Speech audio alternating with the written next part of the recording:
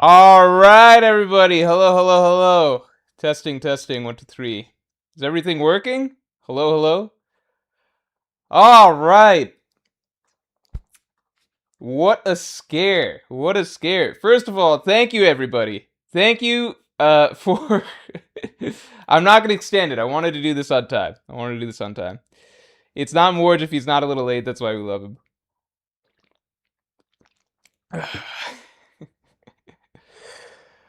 All right. Yeah, I'm happy to be back too. I'm happy to be back. Thank you everyone for the support in the meantime. Entropy97, thanks for the 2. Morj, I missed the new content. Bring it back. Oh my god, I got so much to say. My biggest thing is also just the Wheezy Bird says I never unsubbed. I was pleasantly surprised. I was worried. There's so much I gotta say. I was worried that a lot of people would unsub while this was happening, because I was just like, they're spamming people's feeds with this crazy ass shit. And I was just like so certain everybody was gonna unsub. Not everybody, but I thought it was gonna be pretty bad.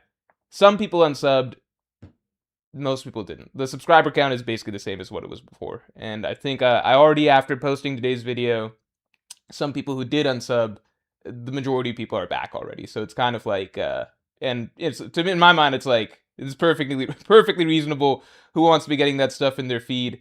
I appreciate everybody who, if you stayed subbed, appreciate it. If you unsubbed, resubbed, fully understand, appreciate it. Oh man, I wish that they. I got so much to say. We'll get into it piece by piece. This is a celebration stream. I am drinking a blood orange hard cider, and this is probably not the first one you'll see me drink this stream. Just a heads up. So yeah, everybody crack open a drink if you're at home. We'll have some fun with this one. I mean, we always try to have fun, but you know what I mean. Snap2032, thanks for being a Yonko tier member for 47 months. Welcome back, Morjipai. Hope you're fine and YouTube looks fine. I missed the AI tutorial, JK. Lots of people got to see Morjcast with a car cast. Love it. Yeah, for those of you who are not YouTube members or Patreon members of Yonko tier or up, that's what a normal Morjcast is. Basically, it's just my additional thoughts that go along with the video of the week. It's my additional thoughts that don't make it into the essentially Titan script. So I hope you guys enjoyed that. If you enjoyed that, then consider, supporting by joining the Yonko tier, and you get that every week. I would add Pirate King Podcast. I'm sorry. That will be out ASAP. I know that this is like the longest you all have had to wait for the Pirate King Podcast. As you can imagine, last week things kind of got derailed. So obviously that'll be out ASAP. Thank you all for waiting just a little bit longer, and you'll get the Pirate King Podcast. I'm sorry about that. Yeah, it's funny because we could still post to Patreon, but just not to YouTube. Lekas Nogi sent hiding for 10 jewels. Yeah, I guess I was kind of in hiding. Keenan, good to see you, man. Thanks for being a Yonko tier member for so long, for 46 months. Glad you're not in a basement somewhere, man. Welcome back. Yeah, I'll give you guys the full story in a second. There's so many things I gotta catch up on here. Plug Roger. Well, first of all, let's get stream likes up to 150 real quick, please. Let's get the stream likes up to 150 just because, it's been a minute. Plug Roger sent Laughing Disco for 250 jewels. Fredo Isa sent Hiding for 10 jewels. Tom, good to see you, sent 6-7 for 67 jewels. 6-7, very clever. Cigar Verk, thanks to the 2. Can I get Roblox money? I will say that's my biggest beef with this whole thing, okay? That's my biggest beef with this whole thing. I will break down how the hack occurred. No, it was not through Roblox. I don't fucking play with Roblox. I actually only found out what Roblox was literally like 2 weekends ago. In my mind, I think for the longest time, I thought it was Minecraft, because it just sounds like that. It's like Roblox or whatever. I found out recently it's something else. I don't play that shit. I don't know. The thing that pissed me off the most over the course of this scam was not even just being scammed. It was that their aspirations were so small. I was like, there's a lot of money that you could be you could be doing a lot with this shit, They had access to everything. They had access to, well, we cut off access pretty quick. They had access to the to the Morj bank account. They didn't access any of this stuff, though. So, they could have broken into the Morj bank account. They could have broken into the Shopify, the One Dream Studio and stuff like that. They didn't. I was like, they're leaving all of this opportunity on the table. So we were able to go in and change the Shopify, change all of that stuff and everything like that. So they only had access to the YouTube channel. And I was like, they're using their whole scheme is just to post these shitty ass fucking Fortnite, Minecraft, stupid ass shit videos. I'm like, this can't be making you that much money. This is like pennies. You just crack the fucking main safe and you're using it for shit. That's what fucking pissed me off. But anyway, Power Vision says, don't tell them this, lol. That's what pissed me off the most, Par. I was like, because, how to explain this? The way they went about doing the hack was actually very smart. Okay, it was pretty smart. We've reported them, etc. Hopefully this doesn't happen to other content creators, right? But it's like they broke in and then they didn't know what the fuck to do with it. Anyway. Dr. Farewell, thanks for being a Pirate King tier member for 7 months, man. Welcome back, Morj. Wish the hacker dropped the Wano analysis, though, lol. So this is no joke. This has sent me on a whole, I wouldn't want to say existential crisis, but it made me do a lot of reflecting. It has sincerely made me want to finish the Wano analysis, because I was just like, I had come to terms to some degree that it's a possibility that I just don't get the channel back. I came to terms with that within the first day or two. I was just like, it's possible I don't get the channel back. It was the uncertainty that was stressing me out, because it was like, do I continue planning for life without the channel? Do I plan for how to create a secondary channel? I've already got a couple, manga boards and stuff like that I could just start doing there. Do I leave this all behind? There's like so many roads. And then it was like, if I do get the channel, when it'll happen, yada, yada, right? But one of the biggest things was kind of just like, if this is the end of that channel and I'm just going to move on, right? If it does have to come to that, I was like, now it'd feel really fucking bad if I didn't get out the Wano analysis. So it has actually, in a way, motivated me to put out the Wano analysis. It's made me appreciate a lot of things a lot more. Yeah. I'll explain more. Let me catch these supers. Hold on. Alex is so 215 says, hi, Morj, how can I get free Robux? You're already one behind on the Robux joke, but it is what it is. The hackers got the Wano analysis out of him? Yeah. The Tia says, this is Saboti / Reed Ford from Morj LMAO. It's not that bad in the grand scheme of things what happened, but the stress it put me through is a lot. Because the stress is ultimately, it really is just not knowing. Because I can't plan out next steps if I don't know if I'm going to get the YouTube channel back or not, Or what it's going to look like, or how long it's going to take, stuff like that. Let's get stream likes up to 200 real quick. Shizzer2, thanks for being a Yonko tier member for 8 months. Whoa, welcome back, Morj. I'm gonna get Pirate King tier for 500 jewels. Saul Bumass is still dead. Law's a fraud. Jinbei is a filthy fisherman. Robin still has no hockey. Let's... I agree with everything you just said. Also, you mentioned Saul. The only thing I thought... Not the only thing. One of the first things that I thought of while this whole hack was happening was I was like, I got Better Call Saul. I got fucking Saul. I got Saul Goodman. I can't believe I was on the receiving end of this. Ender Anami, thanks for being a Pirate King tier member for 47 months. You know it. We know if there was ever a cause for celebration that warranted a well-earned Bollywood dance, this would be it. So give us not only what we want, but what we rightfully deserve. It's good to be back on stream. Just fending off demands for Bollywood dances and everything like that.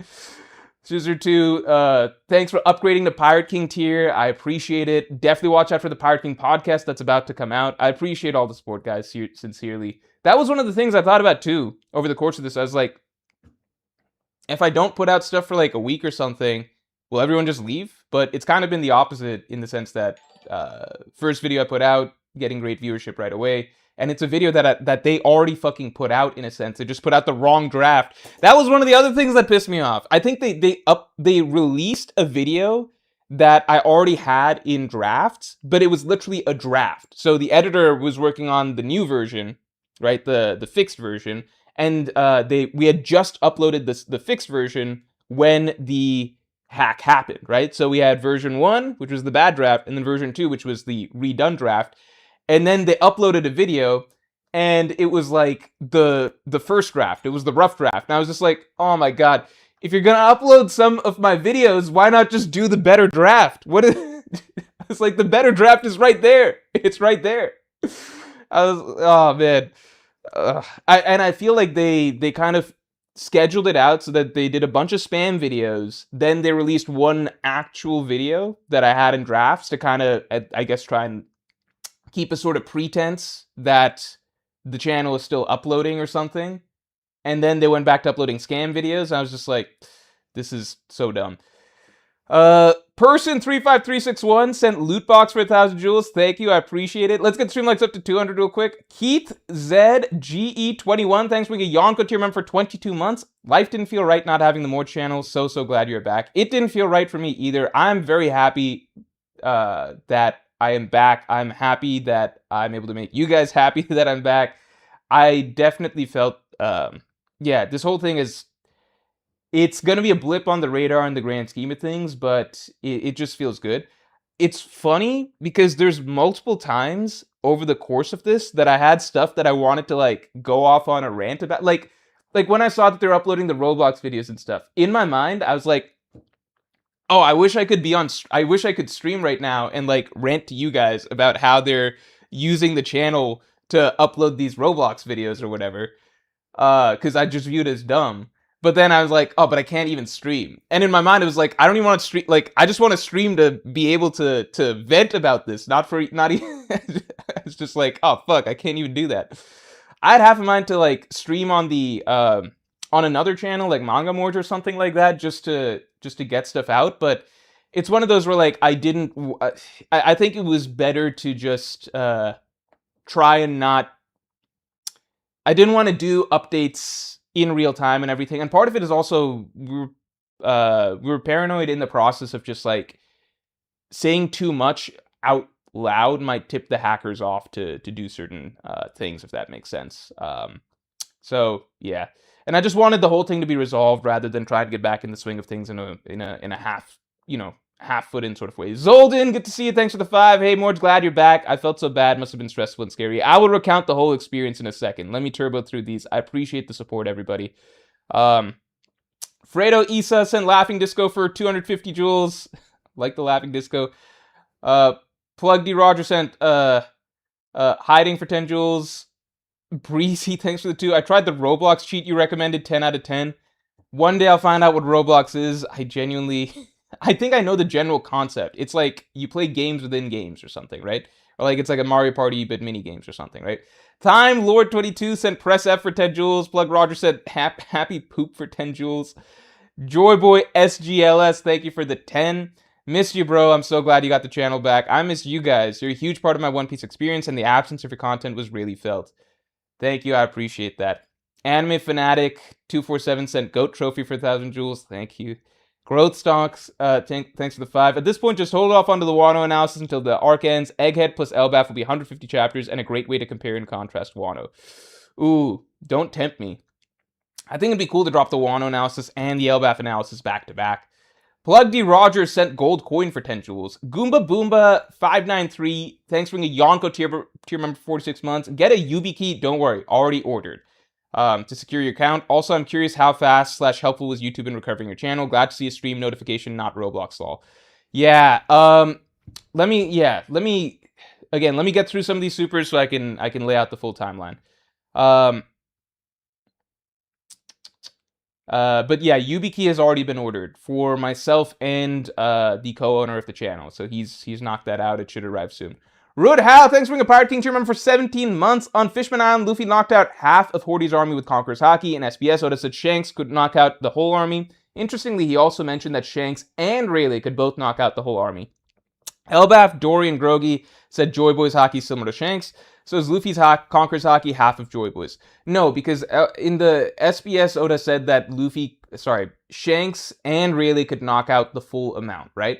So that doesn't mean that that's their limit, right? Because I don't think Shanks and Rayleigh have the exact same level of Conqueror's Haki. Oda was just posing some examples of known Conqueror's Haki users, my interpretation. Posing some examples of known Conqueror's Haki users who could have done the full thing, right? That doesn't mean that they cap out at the full, 10,000 or whatever the number was, or 100,000, right? Whatever the number was. That doesn't mean that they cap out at that. It's just that, they could have done the whole thing, I think Luffy's Conqueror's Haki has grown over the course of the New World. So it's possible that Luffy today could knock out that whole army. But Luffy today is not at the same level of presumably Shanks and definitely not Joy Boy's Haki. Maybe not even Rayleigh, based on what Gabon's been showing. Isis Key 7DT, thanks for being a Yonko to your member for 35 months. More of a personal question. Does the schedule of a YouTuber make your romantic relationship easier / harder? I would say harder. I would say harder, but part of it is because I don't just work on YouTube. As I've told you, there's a separate marketing business that's been going since the start of this year, and it's been taking up a lot of my time as well. And frankly, like this moment where it happened with the channel, it was kind of like there was like a crossroads where I'm like, is this just fate deciding that I'm doing this other thing full time now? I wanted it to be on my terms, and I didn't want to, like, for me, I'm always going to keep doing the channel for a long period of time, regardless of how the marketing agency goes, because this is something that, you know, is my baby, right? But at the same time, I was kind of like, maybe I'm supposed to be doing something else. But now I've got the channel back. I feel very happy and grateful, and I want to keep doing this. I'm very happy doing this. And yeah, it made me appreciate a lot more that, like, this is something that I get to do. I want to be able to show, you know, my kids someday that, you know, this is something that was really cool that I got to do, like when I'm introducing them to One Piece and everything like that. As for how does it make a romantic relationship easier and harder, as to the why, I would say the simple why is because it's a non-traditional schedule, right? So she works a 9 to 5. Her schedule is kind of crazy because she does social work, but her schedule is kind of crazy as well, but not like she's still working a 9 to 5, right? So maybe some days she'll be back home at 6 on the later end. Some crazy days, once in a blue moon, maybe it goes like later because she has to really help a client that's going through a crisis, right? But generally, let's say back between 5 p.m., 6 p.m., right? Usual stuff. Whereas for me, like, look at the time right now. So Monday evening, I'm streaming. Friday evening, I'm streaming. And then if you think about video turnaround times, right? So usually, chapter stuff starts coming out Thursday, Friday, right? So then the weekend kind of becomes a video turnaround process. So we try to avoid it, but sometimes I'm working over the weekend and everything, and then the video's coming out the next Tuesday, right? So I would say it makes it harder in a sense, because it's like there's days that I have much more free time during the day, but that doesn't necessarily overlap with when she's off work. And then the biggest thing is vacations, because I've mentioned this before, with YouTube you can't really take vacations. Like, even in this 1 week vacation that essentially happened right here, right?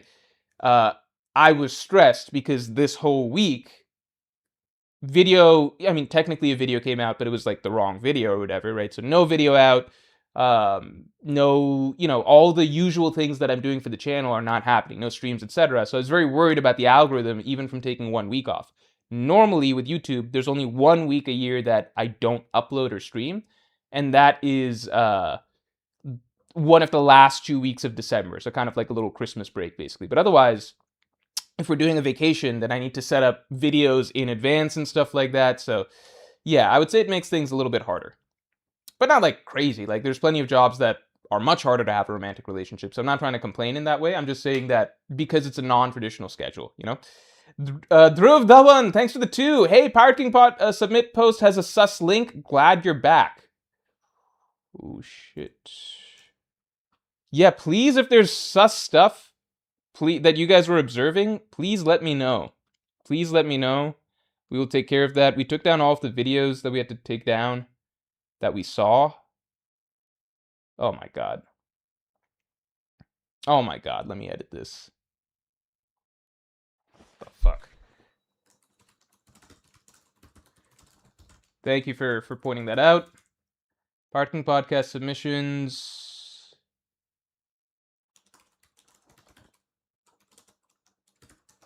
All right. Okay, thank you, Dhruv. Knut Worgen. Maybe I'll just start telling the story. Because I think there's a large flow of supers here. I really appreciate the support, guys. Really, really appreciate that. Let's get the stream likes up to 250. Cheers, everybody. Knut Worgen, thanks for the 5. Let me start with this. First a stolen card, then a stolen channel. Can't catch a break. Can't believe how many Sanji fans praying for your downfall on X. So glad you're back. That was wild. Because, like, that was really weird. And, like, I'm gonna try to ignore that, I guess, because I don't want that to change things, I guess, in terms of how I view Sanji fanbase. Because in my mind, Sanji fanbase or fanbase, they're both equally bad. It just depends on who has the upper hand at the moment. But I'm just like, this is kind of crazy, which is like, on Twitter, it's like a stream of basically, oh my god, can't believe that happened. Somebody get this guy's channel back, etc. And then there's like some Sanji fan post that was just like, or reply that was just like, oh my god, good. This is what happens when you don't put Sanji in the original trio or something of like that in One Piece. I'm like, what the fuck? What the fuck? I don't know. But at that point in time, like, that was so... I completely forgotten about that, to be honest. At that point in time, like, the focus was entirely on getting the channel back, so I wasn't as concerned about, like, the individual comments in the thread or anything like that.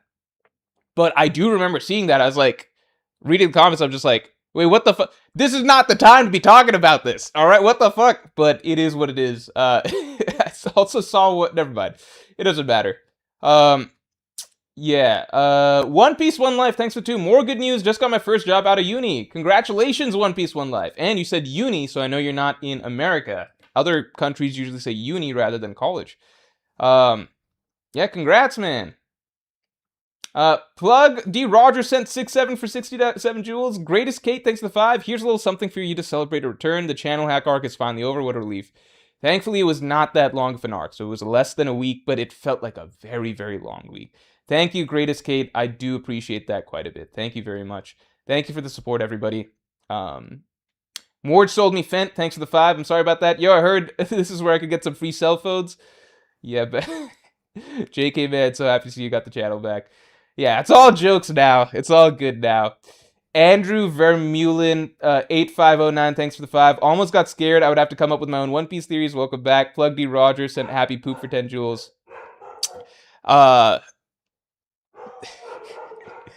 Hopefully I'll have some good theories for you guys next week. I think, so I was gonna try and rush out a video to come out this Tuesday or Wednesday, but honestly, it's been such a headache and I don't want to rush out another video because you guys have been really supportive. It's a video that I want to spend a bit more time on. I think I'm gonna, if it's a... I said in the pinned comment on the channel that I'd get another video out by Wednesday, but honestly, it's kind of like, I want the next video that I put out to be like a really good one, not one that I'm putting out just for the algorithm. The current video that I just posted is doing well enough, considering the 1 week break. So I'm like, if it's okay, if you guys treat this last video that came out as the video for the week, and then we'll be back to the usual Tuesday schedule after that. That's what I'm thinking. On the flip side, I do have the outline and everything like that, so I might just put it out just to put it out. I don't know. I think I'll have to decide. It's not like a bad video. It's more so, but it's not like a crazy elaborate theory or anything like that. It's a bit more of a reflective video. So I'll see. I don't want to just put out a video to feed the algorithm just to put out a video. You guys have all gotten enough shitty stuff from me, from my feed in the algorithm over the course of the last week. So I think putting out a better video might be the better route here. Yeah.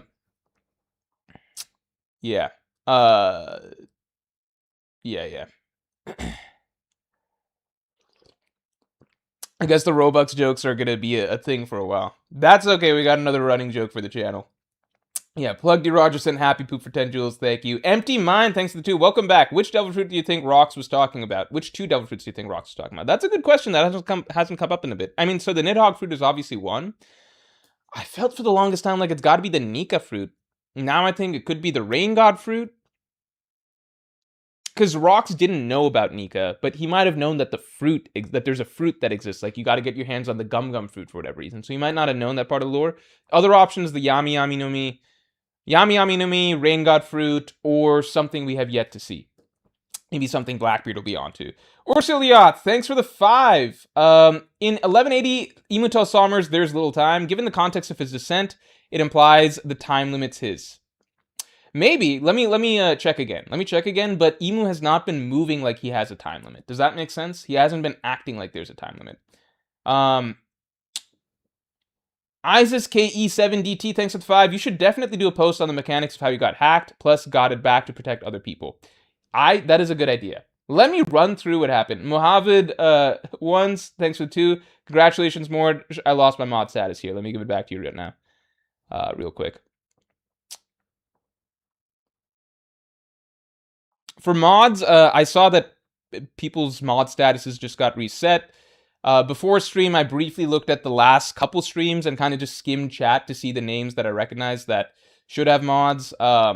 So I know right now I still need to add, from what I remember, I gotta add Meek, New X7, Hongshu Mimimi, Anujagrawal, Jordan Vance, Parvision I think I already added. Yeah, other people should be getting their mod status as we go. Just give me little reminders. Yeah. So here's what happened.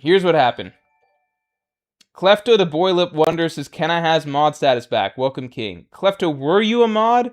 Could you point me to a stream that you chatted in?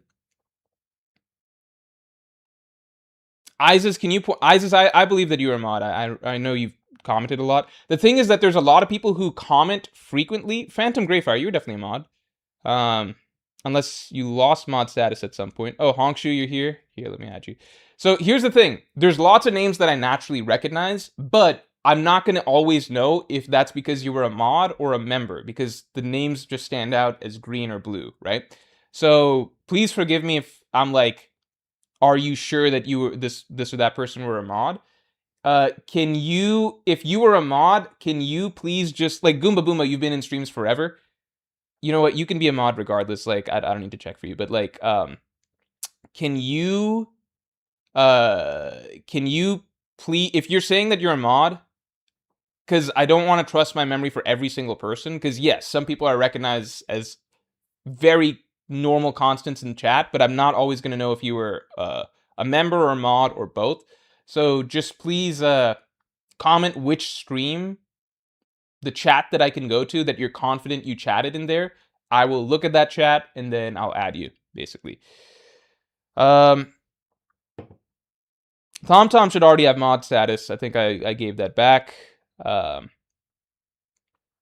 Dr. Farewell, I do feel like you're a mod. Hold on. Yeah, I don't want to do this all through memory, though. Don't want to do this all through memory. Here we go.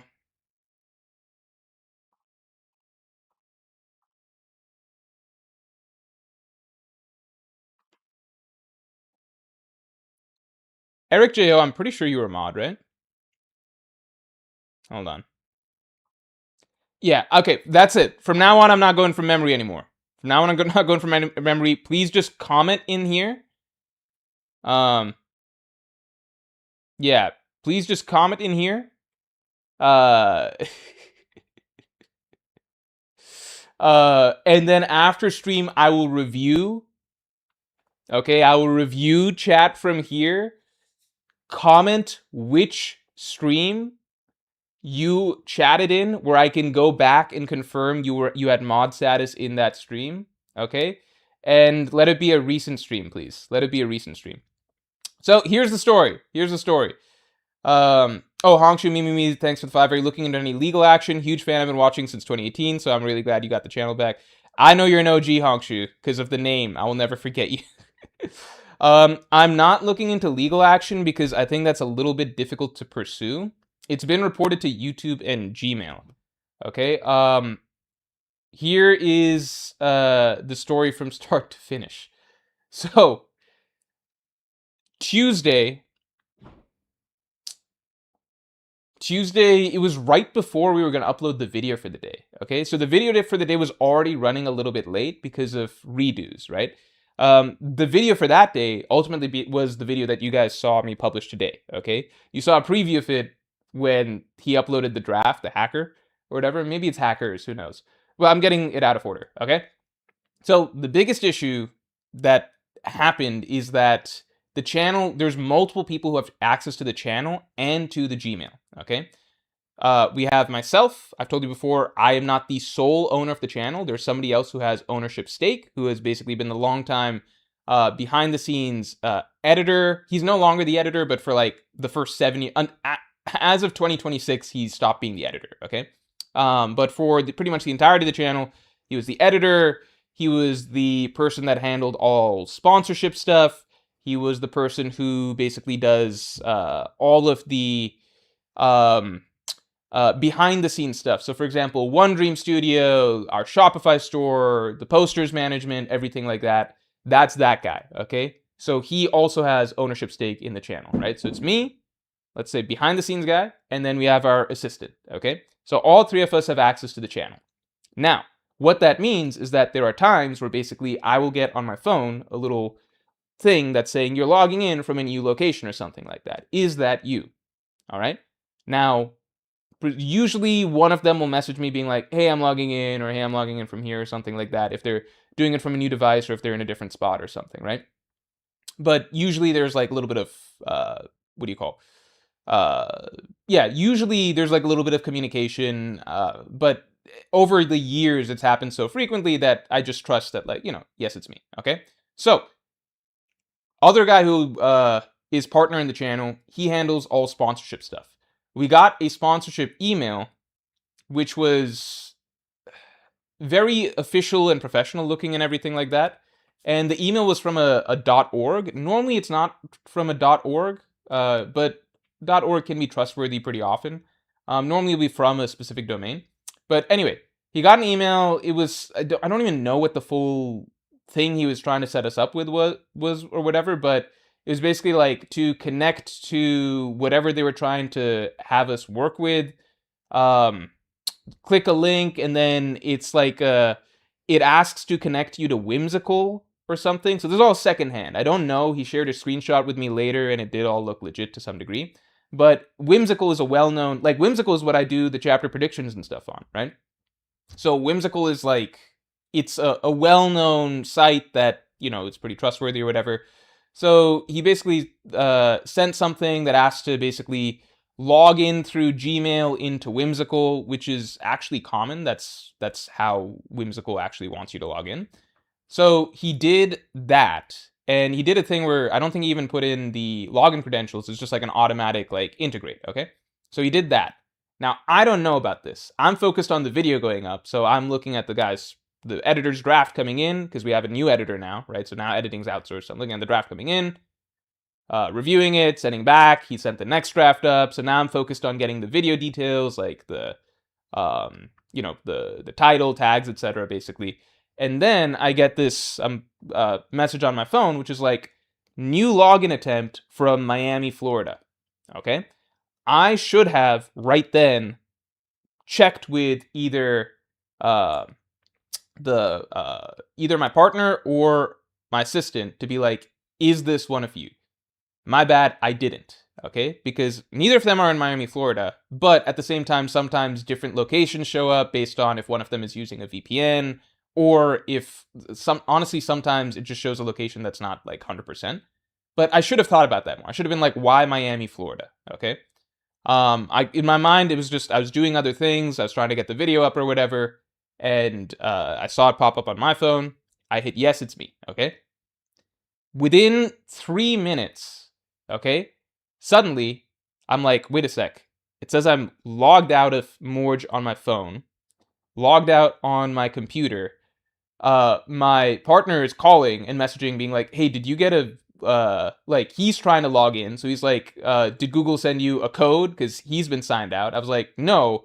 Wait, why am I signed out and you're signed out? And then we're messaging our assistant and she's signed out. And so then he doesn't tell me what's happened just right away. So I'm like, what's going on? Because I call him, I'm like, hey, what's going on? He's like, I'll tell you. So just hold on. So then he hangs up, and I was like, all right, this could be bad. But in my mind, it's like, it's not bad, because I'm like, there's so many ways to verify, right? Like, which is, my phone is the link device, his phone is a link device.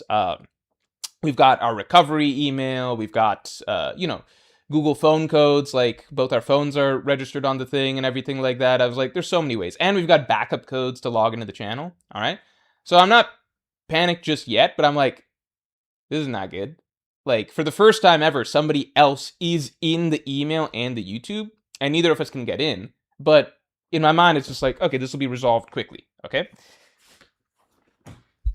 It could not be resolved quickly. Spoilers, it was not resolved quickly in the slightest. So, Once he was in, this guy knew exactly what to do. Once he was in, he immediately went through, changed the recovery email, recovery phone numbers, the assigned devices, right? So from now on, no more prompts. We're going to my phone, right? Is it me, etc., right? So he had signed everybody out of all devices, changed recovery, phone, email, device, and he even reset the backup codes. Okay, in my mind, I'm like, what the fuck's the point of resetting the backup codes? There's no point of the backup codes that they're fucking are backed up, so you can get in when the time is needed. But he had reset all of that, so all of a sudden it was just like, oh fuck, he's like actually kicked us out of all of the, like, we were sitting, like, we got on another call, we're trying all of the methods, we're trying the backup codes, not a single backup code is working. Suddenly it was just like, all right, this is very, very, very not good. Somebody else is in the account and he's kicked us out of all of the things. All right.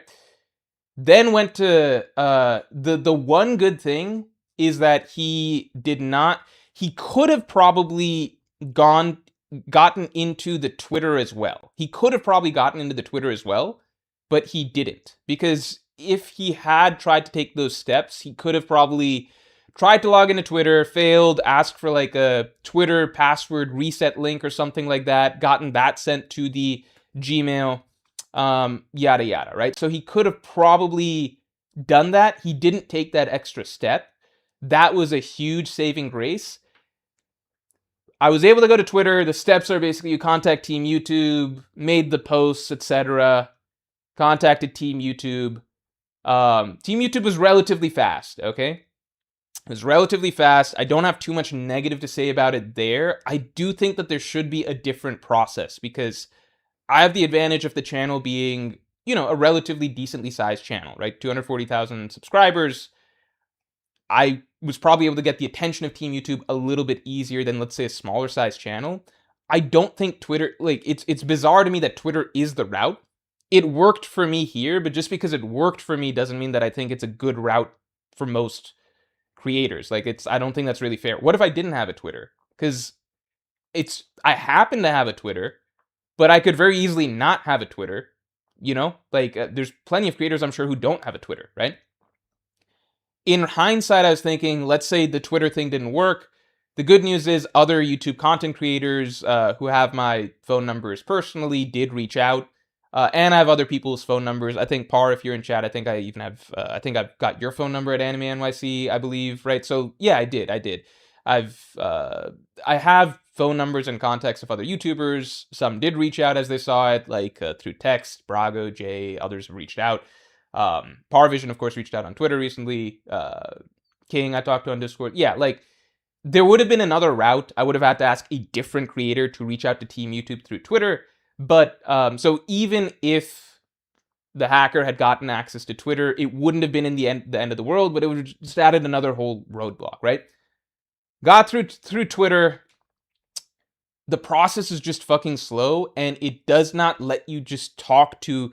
It would have been so fast. It could have been so fast. It could have been fixed in a day. I understand why, like, YouTube, Google, really big corporations, obviously, right? A lot of troubleshooting going on. But it would have almost been faster if I could just hop on a call with a person rather than the extended email back and forth process. Because first, they needed me to send a whole bunch of proof of, what happened. That wasn't hard to send over. Then they essentially confirmed what was going on, disabled the account, and from there, that would have been late. So the other thing is that whoever manages this YouTube partner support thing, it's people overseas. So they're coming in and emailing at like 11 p.m. at the earliest, and very often at 2 a.m. and stuff like that, right? So it's kind of a game of tag where it's like, I'm sending them stuff, then I'm waiting, nothing's happening, go to sleep, and then I wake up in the morning and find out what their response is, okay? Now, all that being said, I don't want to shit on the process too much, because even though there's not a lot of one-to-one communication, I can't be typing something and then somebody's responding back, I can't be talking to someone and someone's talking back. At the end of the day, it's sending very detailed emails, screenshots, etc., waiting 12 hours, somebody else is getting back to you, but I could see that the case is being progressed and escalated, all right? I did not want to try and make too many posts on Twitter, didn't want to try and go on any other YouTube channel, didn't want to do anything because just a fear of like me kind of alerting the hacker to steps being taken, right? I was like, okay, just let them do whatever the fuck they want to do to the channel for like a little bit till YouTube can resolve this, and it's better to just eat it, eat whatever negative stuff is happening, right? And then get it resolved rather than risk alerting them and then they try and do some other bullshit, okay? So, the main holdup was this. Wednesday late night, I guess technically Thursday morning, Wednesday late night, I'm getting emails from them basically saying, okay, we figured out what's going on. We're sending you a password reset link, all right? They send a password reset link to my recovery email, okay? They basically reinstated what my recovery email originally was, and they sent a password reset link to that. That's what they claimed. This is my big issue with the process. I should have been back in by Thursday. They did not send the password reset email to link to my email properly. All right. They claimed they sent it. It did not arrive. All right. At first, I thought it was on my end. I checked everything, forwarding, all inboxes, spam, every single thing, promotion, social, yada, yada, yada, trash, whatever. I checked all of my inboxes filters. I had no filters. I had nothing. I added Google to my like contact list and stuff. I did everything. Okay. And I was just like, okay, I didn't get this reset email. Could you check what happened? I have to wait 12 hours, right? Next night, 2 a.m., they're sending a message. The message they send is just like, we have sent the email, the link email again. Please check your inboxes. I was like, all right, checked everything, took a bunch of screenshots, fucking nothing. I did a little screen recording to just really, really establish I have nothing here, okay? If there is a reset email, I'm able to get emails from you, like whoever this person I'm talking to is, right? This partner support person. I'm not getting whatever reset email that you guys are claiming to send me, right? Could you please either send the reset email to my phone or reset link to my phone? Could you send it to a different email? Could you, the person that I'm currently able to contact and communicate with, could you give me the reset link, right? Could any of these things please happen, right? So super detailed email, yada, yada, yada, sent that, all right? Another 12 hours, right? Or 24 hours, whatever, right? Late at night, get an email. Thank you for the screenshots. They have not watched the screen recording, most likely. Thank you for the screenshots. We have resent the email. Check it again. I'm like, is this a fucking joke? And on top of that, there's like a timer on this. Because it said something like one of their initial emails was like, the reset link will stop working after 7 days. So at this point, I'm just like, what are you... Whoever I'm talking to on the other end is not listening here. Because it was so frustrating. It was like, I know I'm at like the last hurdle of this, which is just like, they've confirmed the account has been hijacked. They've confirmed that a hack took place. They've confirmed all of this stuff. They know that the email that they're talking to is actually me at this point. They've reinstated my email as the recovery email. The only thing I need is this reset link. For whatever reason, I'm not receiving the reset link. And the most fucked up part was like Friday night, I get an email from Google's like automatic email thing, right? Which was like a feedback survey. And it was like, how did we do on your password recovery thing? I'm like, why the fuck am I able to receive an automated Google feedback survey on how well they did their job when I can't receive the fucking Google automated email that actually has my reset link? I'm like, clearly I can receive all emails. All emails work. Google's emails work. I can get all the automated things. The one thing I'm not getting is this reset link that they're claiming to send. And then guess what? Then it was the fucking weekend, which is business week is over. So then communication tapered off somewhat. So I was just like, well, this is cool. So I was, over the course of all this, I know that basically it had progressed to a point where it was like, I'm gonna get the channel back, it seems like, all right? It seems like I'm gonna get the channel back, but it did start really worrying me because you're just not talking to somebody that's very communicative it's very templated replies. It does seem like I'm talking to a real person, but the replies are so far apart. Like 2 a.m. one night, whatever I send them, I gotta wait till 2 a.m. the next night. And I can tell that they're not really looking at what I'm saying in detail, which is fair. They've got a lot of stuff to do. But it feels like I'm talking to a black box that at any moment can basically decide that, like, well, we've tried what we tried. If you're not getting the automated email, that's what I was worried about. I was like, if you're not getting the automated email, we then maybe you're not the real recovery account or something. I know that's not reasonable to think, but when everything's up in the air and you're not getting to actually like really communicate and get an idea of what's going on, thoughts go through your head. I wouldn't be like the most stressed about it during the day, but then at night I'd just be like, what if they just stop responding? Right? Then, I probably have to go through Twitter again, start making, posts about this, get the whole process start over again. What if they say that we can only send the automated email to the account that you're giving us? We can't send it to anything else. If you're not getting it there, then you're just not getting it, yada, yada. There's a lot of it wasn't like I was overtly stressed throughout the day, but then when I would try to go to sleep at night, I would realize that I do have underlying stress about this because I just want to know, like, am I going to be able to get the channel back or not? And it had reached the point where it's like, I'm talking to the person. They're claiming that they're sending me a reset link. I'm not receiving the reset link. I've even gotten a fucking email saying like, hey, we finished our job. Can you give us a survey feedback on how we did our job? I'm like, does this mean they fucking closed me out? Like closed out the process? I don't know. Then, I guess, very nice Monday morning, pleasant surprise to wake up to, which is just like, for some reason or the other, woke up today, in my inbox, I had stopped believing it was real, was just the password reset link. And I was just like, oh my God. I was like, it's a real thing. They weren't making it up. There's a password reset link email that they can actually send and I can actually receive in my inbox. I don't know if it was the fourth try, fifth try, whatever. I don't know why it worked this time. Maybe they were doing something wrong on their end. I don't know what it was, but I got it. I immediately called up the co-partner of the channel. We sat down, did everything super duper step by step, did the reset, and we just made everything much more. We set up all the stuff from before. He went and purchased a YubiKey, and we've taken some steps to make it so that like this really shouldn't happen again. And our general new rule is basically like any sign-in attempt that is not something that we confirm with each other, like, hey, this is me, or our assistant telling us, hey, this is me, it's a no. So that's basically generally yeah. I don't know.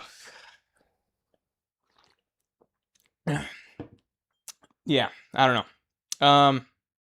They spelled it wrong, shake my head. Sincerely, it could be something like that. Because I could get emails from them. I could get automated emails from them.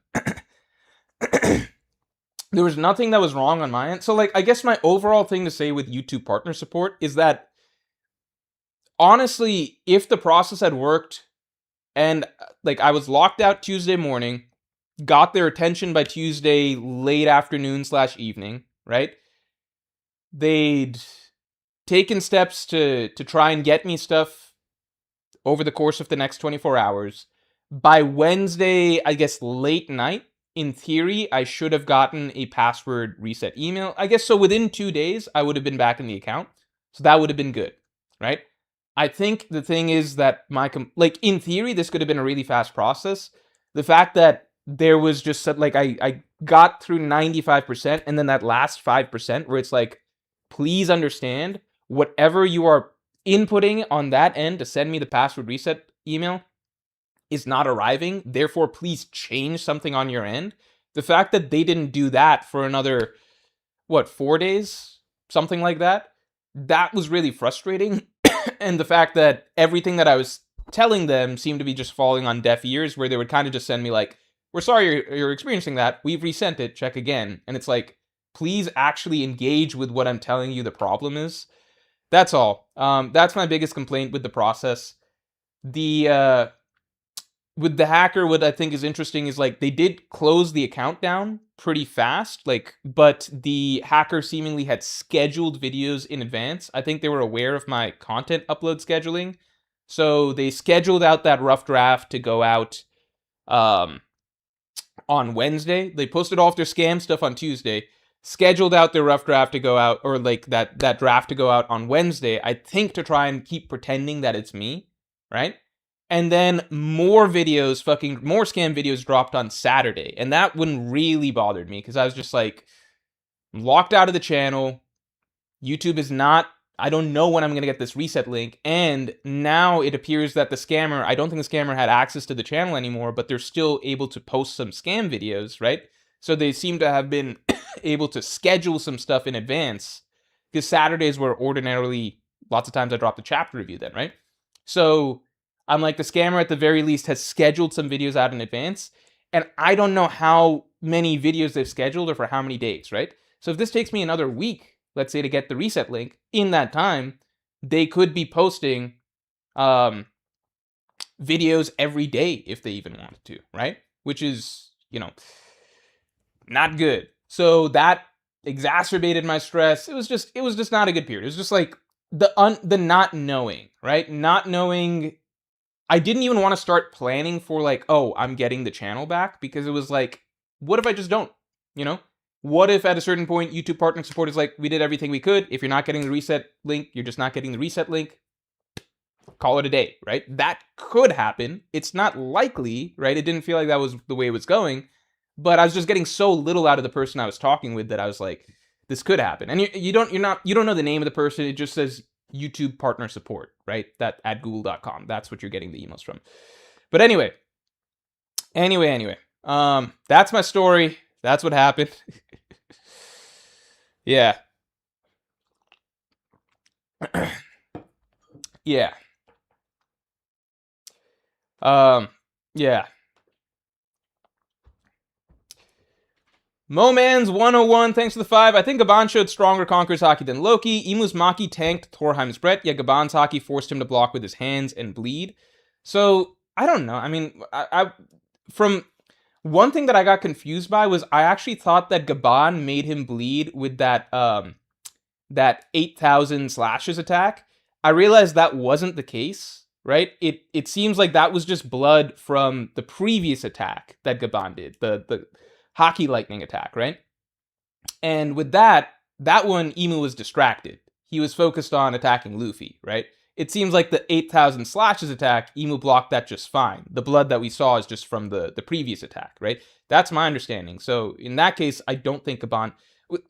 How to explain this? We know for an absolute fact that Gaban does not have stronger Conqueror's Haki than Loki. He does not have stronger attack power than Loki, because it's already been established in the story, right? Because Loki was able to put down Harold, Gaban was convinced that nobody could put down Harold. And Gaban was convinced that Gaban's never even killed a Holy Knight, right? Loki to date is the only one that we've seen can actually have so much Conqueror's Haki, attack power, lightning, yada yada, the conjunction of those two things, right? That can put down a Holy Knight. So that's not really a question mark, right? When Gaban cut Emu, it seems as though Emu was focused on Luffy, so not really comparable to Loki, That's my interpretation. Maybe we get some more clarification later, but yeah.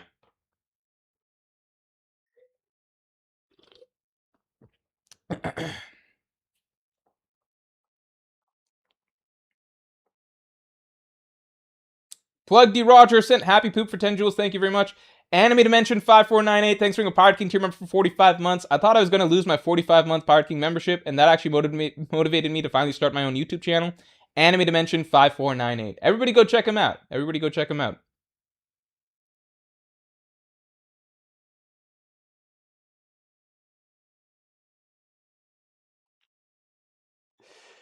Plug D. Brago, I see you. Brago is kind enough to reach out, so I appreciate that. Even if he's even if he's got jokes in the chat. I appreciate you, man. I appreciate you. Brago, thanks for the 20. I was actually looking forward to some more Forza Horizon 6 mod menu videos. Well, at least Morj is back. The crazy thing is, I couldn't even bring myself to watch. I opened one of the scammers' videos, the hackers' videos. I opened one of the videos, and I started to listen. I couldn't even bring myself to it. I was just like, this hurts. This hurts so much. It just feels like somebody's walked into your house and is like painting on the walls, peeing everywhere or whatever. I was just like, this is too much of a headache. I don't even want to look at this. Let me just not look at this. Yeah.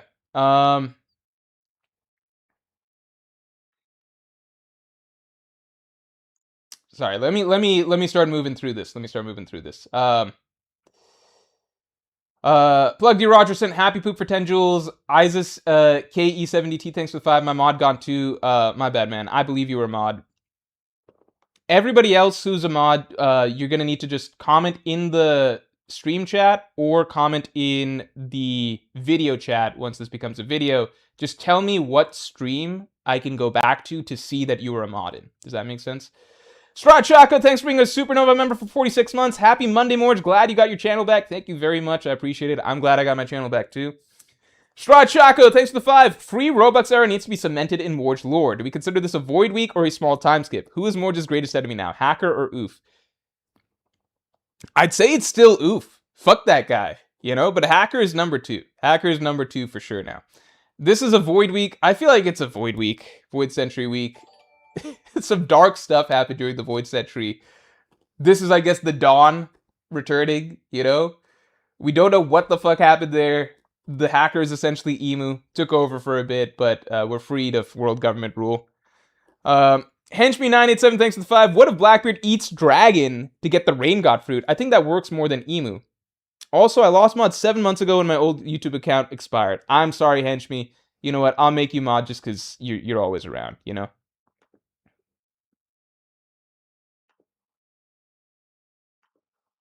Hold on. I don't know if I don't think I actually don't think at this point that Dragon is necessarily going to get Emu's fruit. I have a much more interesting theory, and that's one that I want to put out pretty soon. I think I've got a pretty cool theory about that. Let's get stream likes up to 400 real quick. Let's get stream likes up to 400. Strat Chaco, thanks for the 5. No, we covered this. Henchme987, thanks for the 5. What if Blackbeard eats... No. I'm all twisted out of order here. Vishal Anil, P3W, thanks for the 2. More just curious, do you do YouTube full time? I think you could say it's... I would say... So, it depends on the... I don't have like a 9-to-5 job, if that's what you're asking. I don't have a 9-to-5 job, but I do have one prominent side business that's been growing a lot this year, right? So right now, just for context, I would say I'm YouTube full-time, in the sense that this is my main revenue. I'm not employed somewhere else, okay? So I'm YouTube full-time in that sense. I do have an additional business that's kind of been growing over the course of this year. And over the course of YouTube in general, there have been times that I've done some marketing business or consulting businesses on the side. But generally speaking, I've always found it too hard to balance those and YouTube at the same time. So I've always had to shut those down. This is the first time that everything's really, really clicking and the marketing business is really growing. So I mentioned this before on stream, but it's a marketing agency for lawyers. We've been working, like, it's been set up since the start of this year. I'm partnered with people who are really good at fulfillment. And so that's been steadily growing. And yeah, I think this one's not likely to go away. So I would say at this point in time, I'm YouTube full-time in the sense that, yeah, this is still what I put the most hours into, I think. But now it's kind of becoming 50-50. But my hours have kind of become crazy. So now I don't have days off nowadays. I don't know how long that's going to be for the foreseeable future, but nowadays I work pretty much 5 days a week and then Saturdays and Sundays, right? I haven't had a day that I don't do any work.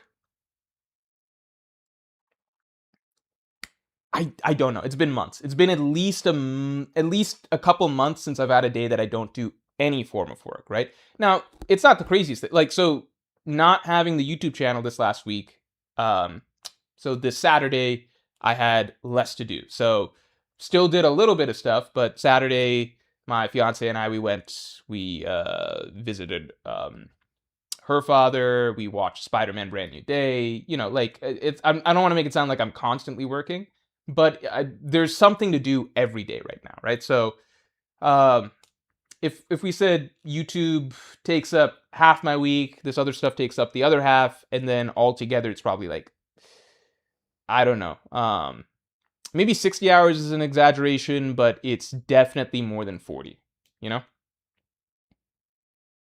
60 hours is probably an exaggeration. D Decana, thanks for the 3. Big fan of your deep dive analysis and videos. You made a video a while ago saying Luffy will die at the end of One Piece. Do you still stand by that theory? Now I don't know. I really don't know. Because now we have more context. I always thought it's possible Luffy's story ends with him happily on an execution stand, but now I'm like, if he really brings the dawn of the world and all of that stuff, I can't imagine them executing him in that sense. Cigar Verk, thanks for the 5. Hey Morj, you might have forgotten, but you made me one of the channel owners in 2021, chapter 1019, and post-set reverie discussion. Can I have access back? I cannot make you a channel owner, Cigar. I can make you a mod, if you could show that you're a mod recently. Tala Jahan, thanks for the 2. Good to see you back. Remod me, good sir. Tala, you were a mod, right? No, I don't want to just do this, because, like, too many people I remember. I know you're very prominent members of streamers. No, Tala, you were a mod. You were a mod. I'm like, there's too many people who I remember are prominent members of stream, but I don't know if you're a mod or a member. Does that make sense? Because I don't remember the color off the top of my head of what your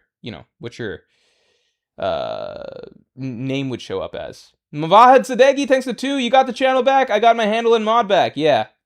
Jamie2232, thanks for the 5. Congrats on being back. One Piece is honestly more enjoyable with you around. Thank you. What is your favorite theme a One Piece arc has been written around? Honestly, I think Marineford had some of the most interesting themes, in that Marineford is like the arc that really tackles the idea of like Doflamingo's speech, right? That kind of encapsulates a lot of what Marineford is about, and I think that's Oda at his most. Like, One Piece doesn't really have deep philosophies. Like, it's not going to have like the most complex philosophical ideas, but the one idea that is a bit more complex that Oda delves into is what Marineford was centered around, right? Like Doflamingo's speech, the nature of justice, things like that, right? Most of One Piece's other themes are kind of just like feel-good themes that Oda executes really, really well, right? So like freedom, friendships, stuff like that, like willpower, ambition, right? I would say flip side though, in terms of my favorite, I think Enies Lobby's themes are my favorite, I would say. Like, Marineford's themes are One Piece at its most interesting. Enies Lobby's themes hit me emotionally the hardest, and I think that's where One Piece really excels. Drinkwater.10, thanks to 5. Welcome back, Morj. Congrats for getting your channel back and not getting a Wano analysis draft leaked. This was crazy, which was like, I was even thinking about, like, if I choose to continue doing YouTube and I go to one of my satellite channels, like Manga Morj or something like that, I had lost access to my Morj drive, and that's where all my notes were. So I was just like, maybe I could start with a different channel, but then I'm like, all my notes for like the Wano analysis, for so many other videos, theories, all of that would be gone, and I'd be starting from scratch. And you know what that would mean? It would be the worst punishment ever. Worse than being hacked, even. It would mean that I would have to go and reread Wano from scratch, from start to finish, to create a set of notes again, to properly analyze it. And that just couldn't happen. So, if I had started the channel again, like with just repurposing Manga Morj or something, it's very likely that I would never make the Wano analysis. Because it would just be too much of a burden to have to read Wano again from start to finish. Hydrogen, thanks for sending treat for 5 jewels. Tio, thanks to 2. Morj, did you see my email? Also, Lore Square update. Lore Square, I've got some good updates. So, Max, the person that has created Lore Square, he took everybody's feedback from the streams, so he kind of just downloaded the chat, and then they've made a lot of changes. So it should be updated. We're going to be using that a lot more on streams from here on, because it's got some really cool search functionalities now that I want to play with that let you like kind of quickly find out information very, very fast. It's like a GPT practically just for One Piece. I did see your email with screenshots of the hacker, but I haven't like looked into it into too much detail just yet. There's like too many things too many loose ends that are kind of being tied up right now. But the other guy that owns the channel is kind of oh my god, Zaitama! Zaitama92, thank you so much. Everybody shouts in the chat to Zaitama92. Thank you so much, man. Holy shit. Thank you for the 100. Thank you very, very, very, very much for the support. Seriously, holy shit. Thank you. I cannot tell you how much I appreciate that after the week that this has been. And sincerely, everybody who's in stream right now, really appreciate. I cannot say enough how much I appreciate the support, everything. I was worried for some time that if this goes on and then there's a long period of time without the channel, that I come back and everybody's kind of there's moved on or whatever, which would be, understandable. But what I'm getting is kind of the reverse, which is I feel a very, very positive reception to the channel coming back and a lot of words of encouragement and just a lot of enthusiasm in general. I'm really happy. And thank you so much for the support, sincerely. Everybody just shouts in chat for Zaitama92. That is huge. I appreciate the $100 donation so much. That is really big. Yeah, thank you. Cheers, Zaitama. Everybody in chat, cheers to Zaitama. Speaking of which, I'm kind of catching up on One Punch Man. Saitama. Don't know how I'm feeling about it in the, not the webcomic, the actual manga. But yeah, thank you so much for the support. I can't say that enough. I don't have much else to say, but it has been a very rough and stressful week. It does feel really good coming back to the channel and seeing that you all have my back, because YouTube is essentially still, at this moment in time, it is my livelihood, it is my bread and butter. So if this were to disappear, it would be some rough seas ahead. But thank you. Phantom Greyfire, thanks a lot. RIP to the Florida man. He was just about to post the Wano analysis. That would be crazy if he did. If he just posted all of the notes for it, that'd be crazy. It's weird, but to some degree, it is nice that whoever hacked the channel was more interested in pushing the Robux stuff rather than really trying to fuck with the channel itself. So like when we came back in, everything in the Google Drive is intact. He didn't just delete all of the channel's videos and stuff, Thanks again, Brago. Yeah, I'm catching up to your 20. I was actually looking forward to some more Forza Horizon. Yeah. Thanks, bro. I appreciate it. What is it? Noogie Boy, thanks for the 20. I made a joke comment to the hacker about releasing a Wano analysis, but I felt bad after realizing this must really suck for you. Glad to have you back, Morj. Yeah, I get... Look, at the beginning, it was like a mix of like... I was seeing what people are saying, like Twitter, hacked comments, etc. Like comments under the hacked video and stuff. I didn't really want to look into the hacked videos again because it's just like the... I just don't want to look at that. But I did glance, and I was just like... All right, it's a mix of people being like, word for you, and then a mix of like troll comments and Wano analysis comments, but I was just like, it is what it is. Like, in that moment in time where the big stress is like, is the channel just gone? Is everything that I built over, since 2017, 7-8 years, like, is everything that I built just gone overnight, right? During the stress of that, it was kind of just like, I don't even have the mental space to like feel annoyed about certain comments and stuff, and naturally there's gonna be Wano analysis jokes. It is what it is. There's no hard feelings at the end of the day. Things worked out, But yeah, still thrown by the Sanji stuff on Twitter, because I'm just like, I make good videos about Sanji too. I swear, I've made some of the better videos on Sanji that are out there, in my opinion. Plug D Roger sent happy poop for 10 jewels. Plug D Roger sent another happy poop for 10 jewels. Slicky MPA, thanks for being a Pirate King tier member for 45 months. Again, just wait a little bit long for the Pirate King podcast. We wanted access to the channel. We're checking everything off that needs to be checked off one at a time.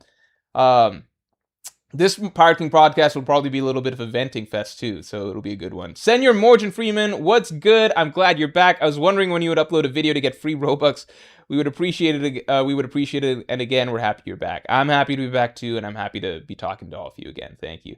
Momans 101, thanks for 2. Luffy beat Kaido, but his Conqueror's Haki isn't stronger. I mean, his Conqueror's Haki, I think he was losing in terms of straight boxing against Kaido's Conqueror's Haki, but then Luffy made the giant fist, right? I think that's really what... It's not purely about whose Conqueror's Haki is stronger, right? Because otherwise then why would Kaido have done his crazy magma form, and why would Luffy have even done a giant fist, right? they both were clearly augmenting the power of their attacks with their devil fruits, right? So at the end of the day, it's like Luffy's strongest attack that he can throw out plus Conqueror's Haki, and Kaido's strongest attack that he could throw out plus Conqueror's Haki. Ultimately, Luffy won that clash, right? So it's multiple variables at play. You could also take into account, I know I'll debate the Kaido, who was more handicapped, who was more injured till the day I die or whatever, but if you want to, take that into account as well, neither of them were at 100%. Not the WEJ sent W for 10 jewels, thank you. Joel W8Z1C, thanks for the 5. Morj, what is your favorite part of being a YouTuber? That's a great question. So, that's a really good question at this point in time, because not having the channel genuinely makes you appreciate what... It's the stupidest thing in the world, right? Because it's the oldest cliche ever, but, you don't fully appreciate what you have till it's gone, right? Not having the channel for a little bit really made me... It was like, even if because at that point in time, it was like, let's say I go all in on the side business, right?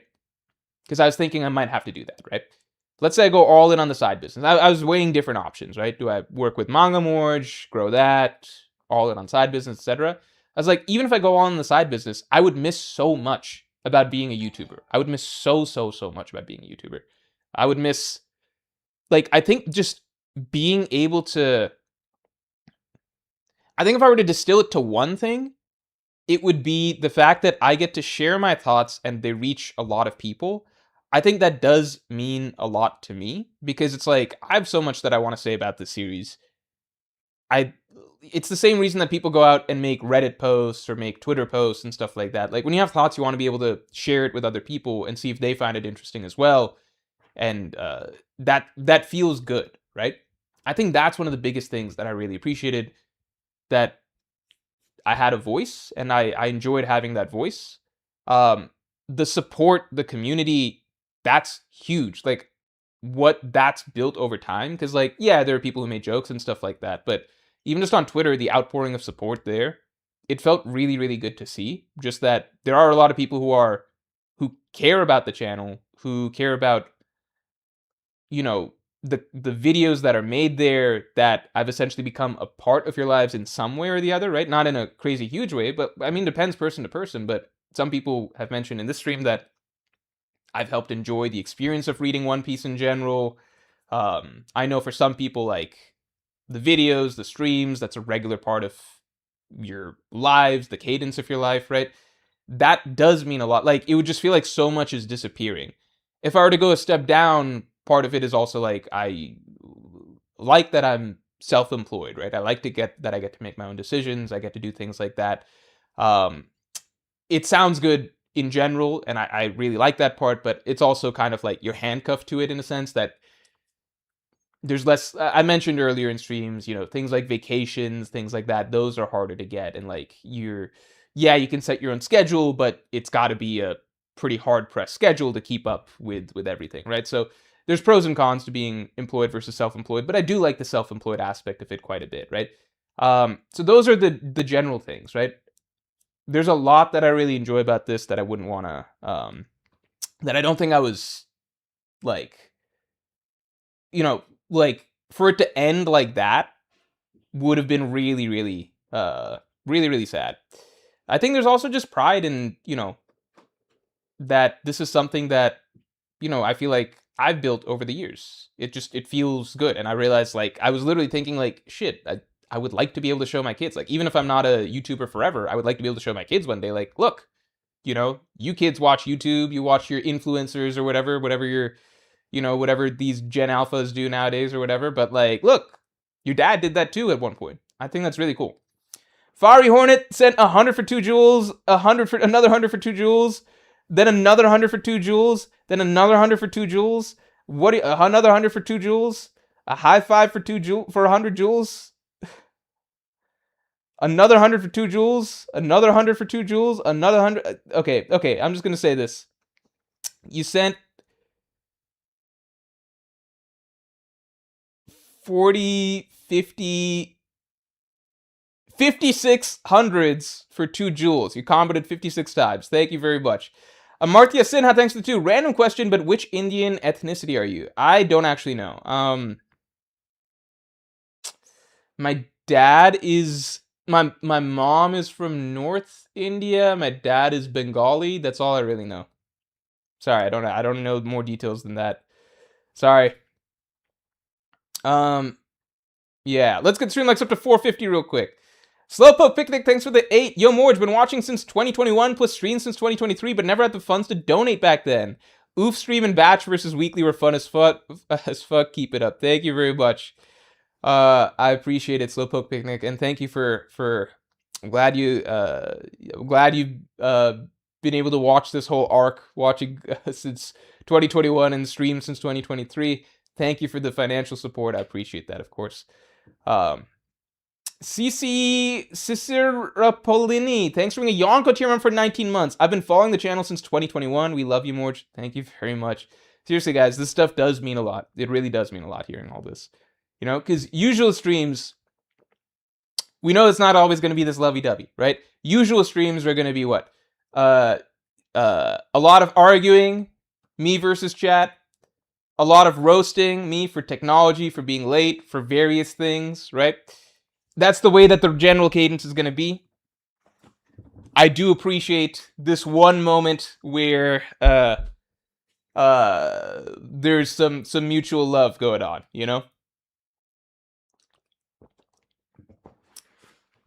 Let's just not do this all the time. Plug D. Rogers sent happy poop for 10 joules. Thank you. You getting a YubiKey? Yeah, definitely. The Dream Sama, thanks for 10. Mondays just wouldn't be the same without you. Welcome back, bro. Thank you. I appreciate it. And I'm just happy to know that for a lot of people, I became a regular part of your lives, your schedules to some degree. Not the WEJ, thanks for the 10. Glad you got your account back. I still wish Oda introduced the warlords as the top bounty hunters for the world government, having them meet a bounty quota for the immunity. Could have been a Zoro Mihawk parallel too. That is a really interesting idea. That's a very, very interesting idea. I think it just wouldn't be in line with, like, characters like Mihawk and such in Boa Hancock. They just wouldn't be okay with having to meet quotas. But it would be cool. It would be cool to see bounty hunters incorporated in some sense, and that is an interesting way to incorporate, like, really strong bounty hunters. Like, the 7 warlords essentially being the 7 strongest bounty hunters in the sea. Jordan, Dear Music, thanks for the 2. Can you laugh at Mihawk FC sends regards memes now? I don't even know what that means. What's Mihawk FC? I saw something like that on Twitter, but I don't know what that means. What's FC? Sleep Hut, thanks for the 5. Glad to have you back, Morj. Been watching since Shanks scared Green Bull from miles away. Glad there wasn't any lasting damage. Yeah, I don't think any lasting damage. Maybe there's some... At first glance, there's no videos that appear to have been deleted that I can tell. But if you guys see any videos, if you guys can recall any videos that you're like, oh, this or that was deleted, please let me know. But at the moment, it seems okay. Plug D. Rogers sent happy poop for 10 joules. You've been really enjoying sending happy poop. Amartya Sinha sent trophy cake for 1,000 joules. Thank you.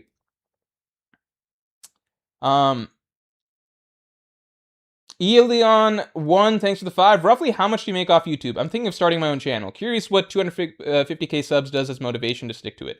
I don't want to share numbers. I can give you some general ballpark. How about that? I can give you a general ballpark, okay? And the big thing is it's not going to be consistent month to month. So, like, there's good months and then there's rough months. A lot of it depends on One Piece and Oda, okay? I would say if your goal is... Let me just give a basic ballpark, okay? So, your revenue, a lot of it is going to be how much you can make out of it yourself, okay? So, it's not... Most YouTube channels, the primary source of revenue is ads, okay? So, that's your primary source of revenue. It's views translate directly to ads. Part of it is also watch time, so you can't just put up bad videos. People need to actually watch your videos. The more they watch your videos, the more you get from ad revenue, stuff like that, okay? So ads is number 1. But then on top of that, you have sponsors. And depending on the type of sponsorship deals you're getting, depending on how sponsors are where like the revenue can really go up and down, because there are uh good months where like there are good streaks where like there's frequent sponsorships happening, and then there's dry streaks where it's just like for whatever reason in this stretch of time there's not a lot of sponsors going out. So there's been years where like literally years where over the course of a full year the channel is popping off viewership wise and doing amazingly, but for whatever reason there's not a lot of sponsors. And then there have been years where like the channel has been doing absolutely terrible viewership wise. A lot of that for my channel depends on one piece, right? How much is Oda taking breaks? Are we at an exciting part? I remember there were certain stretches of Egghead. Like Egghead became a really cool, exciting arc, but there were certain stretches where it was just like, in terms of revenue, that like the most interesting thing that happened for like weeks on weeks was like Lucci showed up. Okay, so there have been streaks of time where like viewership revenue is terrible, but it just so happens that sponsors are dishing out sponsorships left and right, and then sponsorships are carrying the channel. Okay, so it doesn't always sync up where like high viewership and high sponsorships at the same time, because a lot of it depends on, from my understanding, like the state of the economy, which types of companies are willing to put out sponsorships and stuff like that. It just depends. Okay, so I would say, let me put it this way: if you have a channel, first of all, don't go by subscribers. Okay, you say curious what 250,000. Oh, the last part is also this, right? So there's also Patreon. So there's the Patreon podcast, right? So like, let me just lay out everything and then I'll give you some numbers. All right. Your primary source of revenue is probably going to be your views, and views translate to ads. Okay. Then on top of that, you have sponsors, right? Sponsors tend to pay based on how many views you have, because that's what they're looking for. Not as much how many subscribers you have. It's more so how many views you're getting, because that's how many eyes you're actually getting in front of, if that makes sense, right? But part of it is also, some part of sponsorships is out of your control, in the sense that like there can just be stretches of time where there's not really a big surge of companies looking to do lots of sponsorships, right? And then randomly there'll be a stretch of time where there's lots of companies that want to do lots of sponsorships, and that's not necessarily going to be tied to whether your channel is doing well or not. That can be tied to bigger economic situations that are going on. Okay, how much a sponsor might pay you for a sponsorship is probably going to be based on your viewership. Okay, but whether or not sponsors are even looking to do sponsorship campaigns, that is out of your hands, is what I'm saying. Okay, now beyond that, you have other ways you can monetize, like Patreon, right? So I do Patreon podcasts and everything like that. And then obviously the big pillar that we've added to our channel is One Dream Studio. Vast majority of YouTube channels aren't going to have that sort of merch component that's as fleshed out as that, because that's something that we really built over the years to become pretty big and has its own sort of user base at this point as is, right?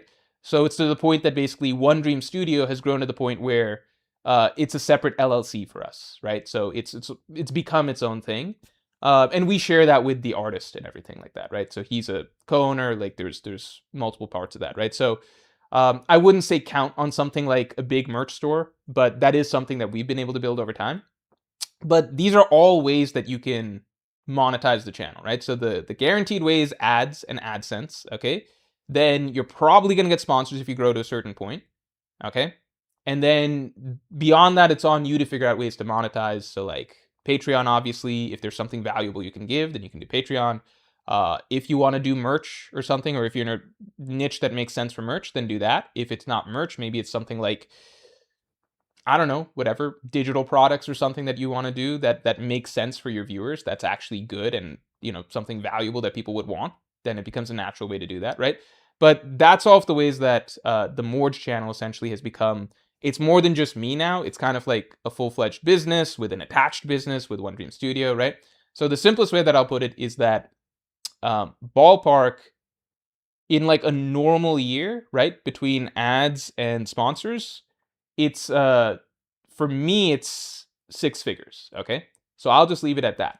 Now the channel feeds a lot of people. Okay, so the total revenue is solidly more than 6. Well, it's not 7 figures, not 7 figures, but the total revenue is more than what I make, okay? I'm saying what I take back normal year is like 6 figures, right?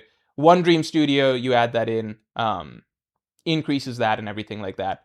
But if you're looking at just the channel, normal year, that's what I take home. The channel as a whole takes home solidly more, but there's multiple people. Like there's another person who has ownership stake. We've got assistants, we've got vendors, we've got a lot of stuff going on. Does that make sense?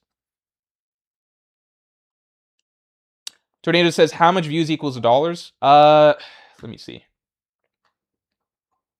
Again, this varies because it's like a lot of it is watch time. Okay, so it's not as simple as like if you put out a 5-minute video, it's not going to make the same as like a 20-minute video. So it's everybody's channel is a little different, but here, let me go to analytics. And then there's other things like, I know I'm being vague, but sincerely, I couldn't even tell you an exact number. So I'm trying to give you a good ballpark because it's not even like it's never going to be a straight one view to $1 thing, right? It's going to be partly how long's the video, how many people who watch the videos actually watched ads, so there's variance there, and then the ad amounts vary based on the month. So imagine it's holiday season, right? Holiday season, YouTube ads pay a lot more than, let's say, right after Christmas, for example. Nobody's really spending on ads in the sense that like the companies that pay for ads to play on YouTube videos, right? The holiday season's over, so they don't have incentive to pay. So ads in the week after Christmas, like if you saw how much a video brings in money-wise the week before Christmas, when like companies are paying a lot to have their ads play on YouTube, which means that YouTubers are making a lot right then, it's going to be like way different than right after that. When Christmas is over, companies don't have as much incentive to pay for ads for a little bit, right? And so suddenly an ad on YouTube is worth a lot less. So I'm not trying to be like deliberately vague, but genuinely there's not like an easy way. Like it depends a lot on which type of channel you are, which niche you're in, how long your videos are, what time of the year, whatever. If I were to say, and how, let me try and separate out. Let me just click a video. Let me just click a video. Let's do that. Let me just click a video. So if we do a recent video, like Luffy's most important defeat. If we do a recent video, what would this translate to? Uh,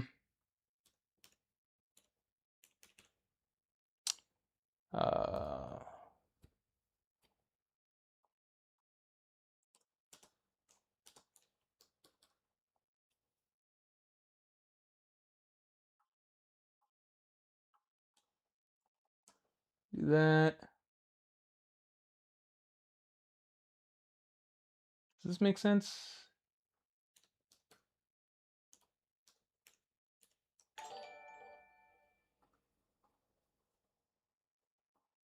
Does this make sense?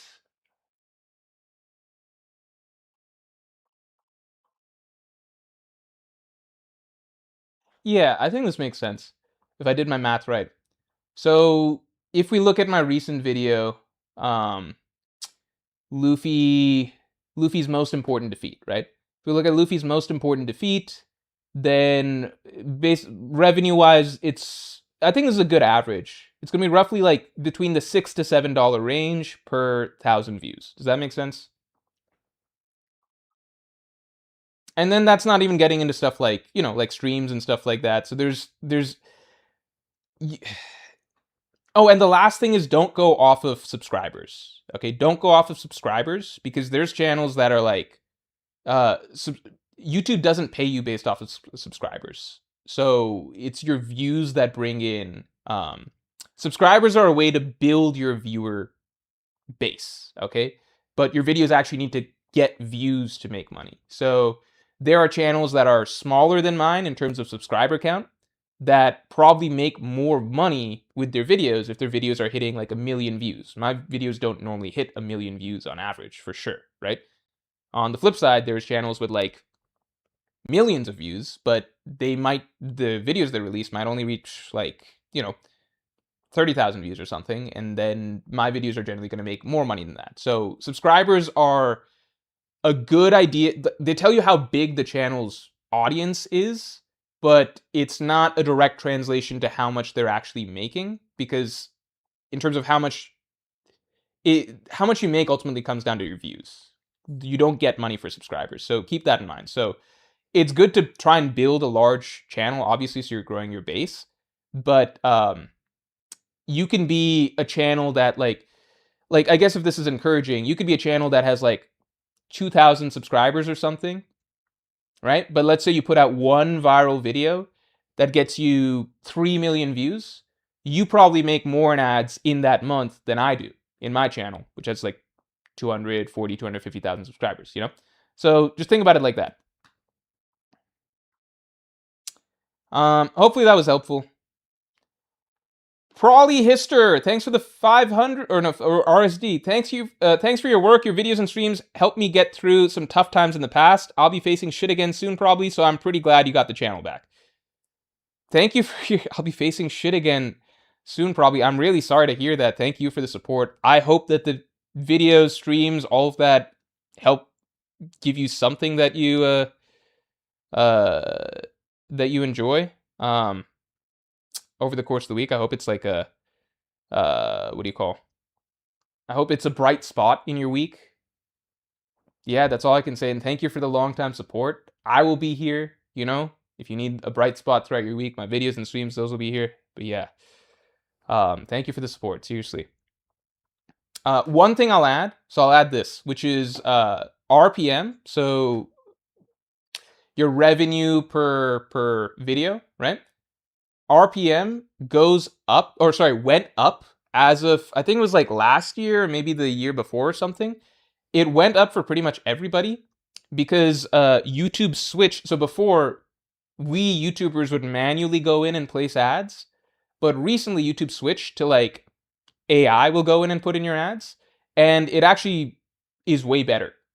I was super suspicious of it at first, but AI is way, way, way, way, way better. So I think everybody's RPM went up somewhat. So I think my RPM was probably lower if you go back 3 years ago. It's gotten a boost since then.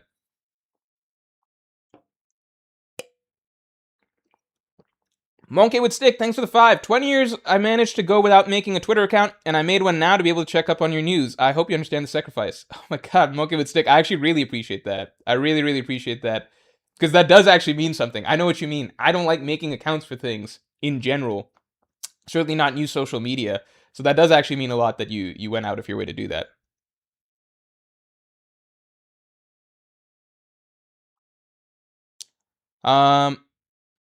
Adversary, thanks for being a Yonko tier member for 22 months. Genuinely glad you got the channel back. I've been watching you for half a decade now. P.S. My name used to be Brim, but I changed it. Brim, I do remember you coming through. What the heck? Thank you for letting me know, and thank you for the long time support. Okay, that's good to know, Brim. And holy shit, okay, I did see this pop up earlier. I wanted to wait to get to this. Jonathan Nguyen 5859. Thank you very, very, very much for the 100. Holy shit, man. Thank you. Sincerely. Long-time lurker. Been a fan since you're the Genius of One Piece video. That is one of my favorite videos that I've ever put out. I appreciate your takes, not just limited to One Piece. Your videos have helped me during my own journey to success, so thank you for the content. Hope you keep going, and glad you have your account back. Jonathan, thank you so much for the long-time support. Even if you've just been a long-time lurker, that's support. That's viewership. I appreciate you.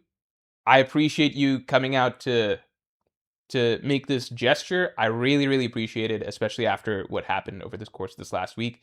Everybody in chat, please give some shout outs to Jonathan Nguyen. I'm sincerely very happy to hear that. These are one of the types of comments that make me feel, like it feels meaningful.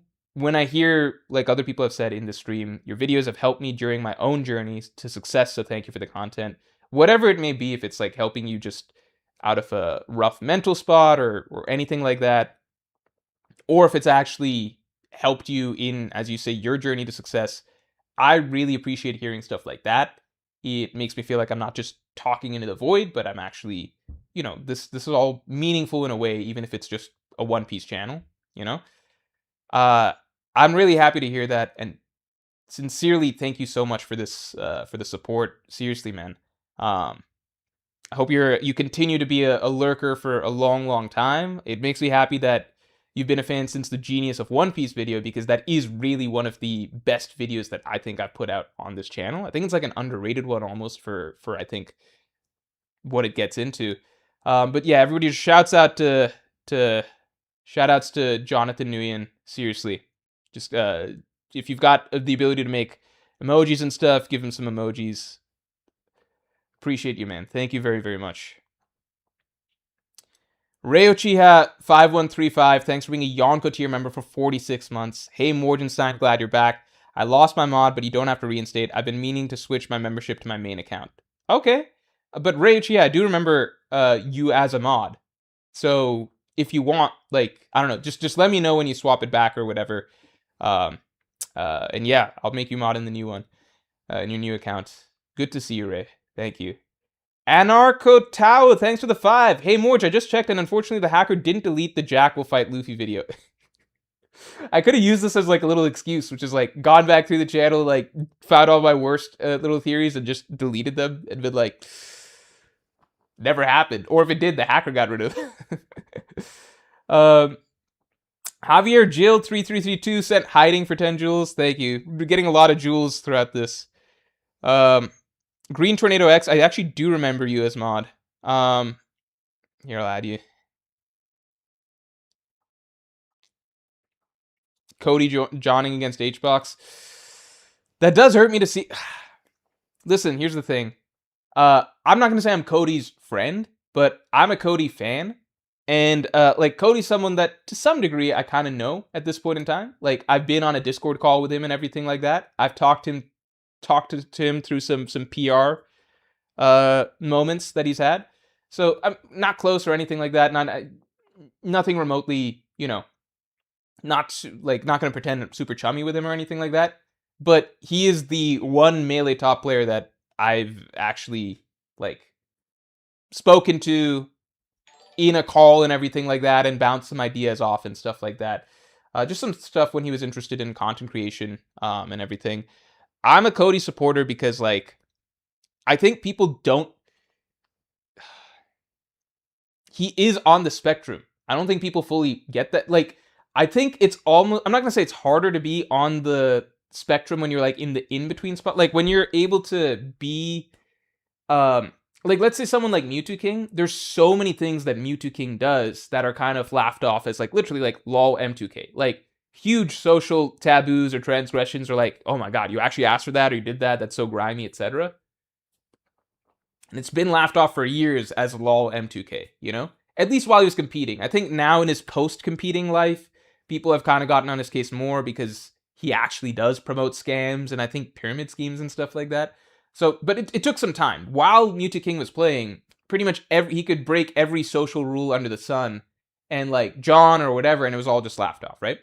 Cody is neurodivergent, he's on the spectrum, right? But he's high functioning enough that he's essentially viewed through the lens of a normal guy. And I think that that leads to him being the most disliked out of all of our top players, right? It just is what it is. I really love Cody's playstyle. I will never understand people who say that it's boring. Like, to me, there are genuinely boring playstyles. The way that he plays Fox is fucking awesome. Like, it is really, really cool.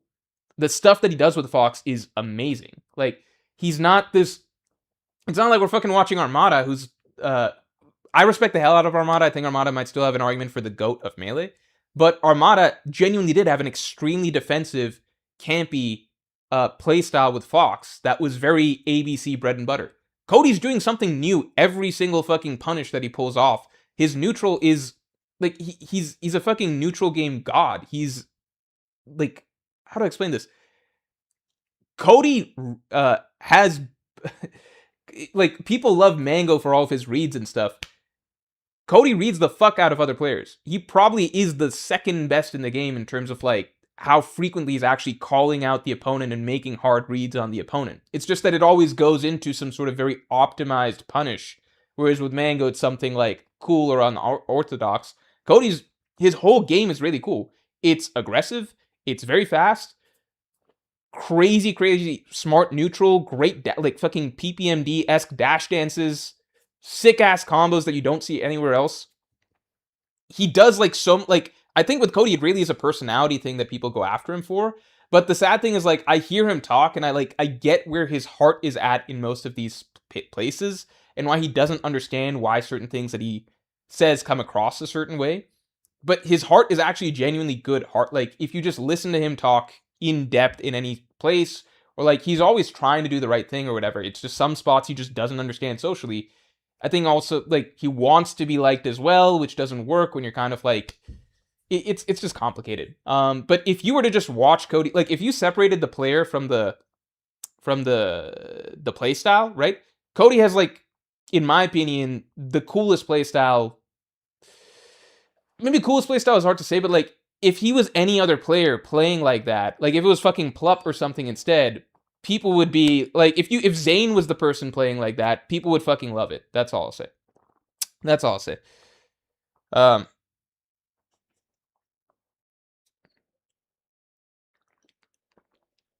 Anyway, not gonna go too far off the deep end into Melee here, but I don't know.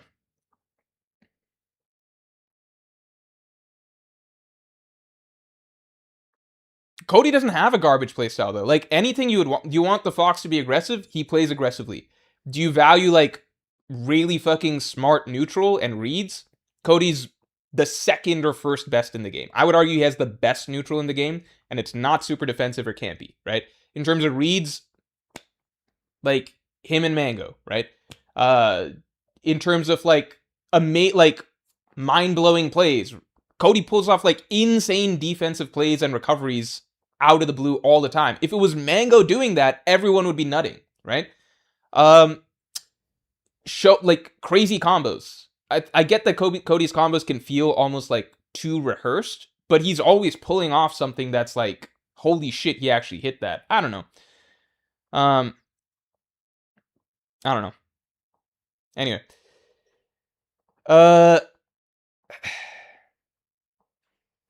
Javier Guild 3332 sent hiding for 10 jewels. Plug D Rogerson happy poop for 10 jewels. The first pain sent hiding for 10 jewels. The first pain sent hiding for 10 jewels. Thank you. I appreciate all of the jewels, I guess. I won't fully understand it, but it is what it is. Yeah. I wish Leffen would have gotten even half of Cody's undeserved scrutiny for breaking social faux pas. Leffen's is different because Leffen played into the villain role. Like he talked his shit. He was genuine. Like he did not try to make friends. That was like, even when Leffen was coming up, he would say shit that was literally like so blunt and so honest, which was just like, I don't consider myself a part of the Melee community. Like, and this was a time where Melee, like, oh, you're supposed to be all like kumbaya and grassroots and everybody like patting themselves on the back for being so grassroots. Leffen's just like, no, I just really love the game and I like competing in the game. That doesn't mean that I love the fucking community or whatever, right? It kind of reminds me of myself when I was in, like, let's say high school, right? Which was in high school, I was big into movies, stuff like that, right? Movies, I wanted to direct, things like that, right? So I'd started my school's film club. I was the president of my school's film club and stuff. And I got into acting even. Like, I was in theater because I just liked that stuff. So, like, for theater, I was like, I got to write like little one act plays and stuff like that, so that was fun. But also, believe it or not, I was a pretty good I've always been a good public speaker, and I was a good actor back then. So like by senior year, I was lead in the school play. Might seem surprising, but that's true. I was Duke Orsino in 12th Night. Okay, so I liked, I liked aspects of that stuff, but I fucking hated theater kids. I did not consider myself part of the theater kid community. I was just like, well, I like writing stuff, and I like I like acting. I actually did like acting, right? I like stuff like that. I even got to direct some stuff, like I didn't like one act play type stuff. I fucking hated theater kids. Okay, so I kind of got where Leffen's mentality is coming from. So I respected that to some degree. But yeah, Leffen just enjoyed being the villain. Like, he would go out and have like huge beef with Hungrybox.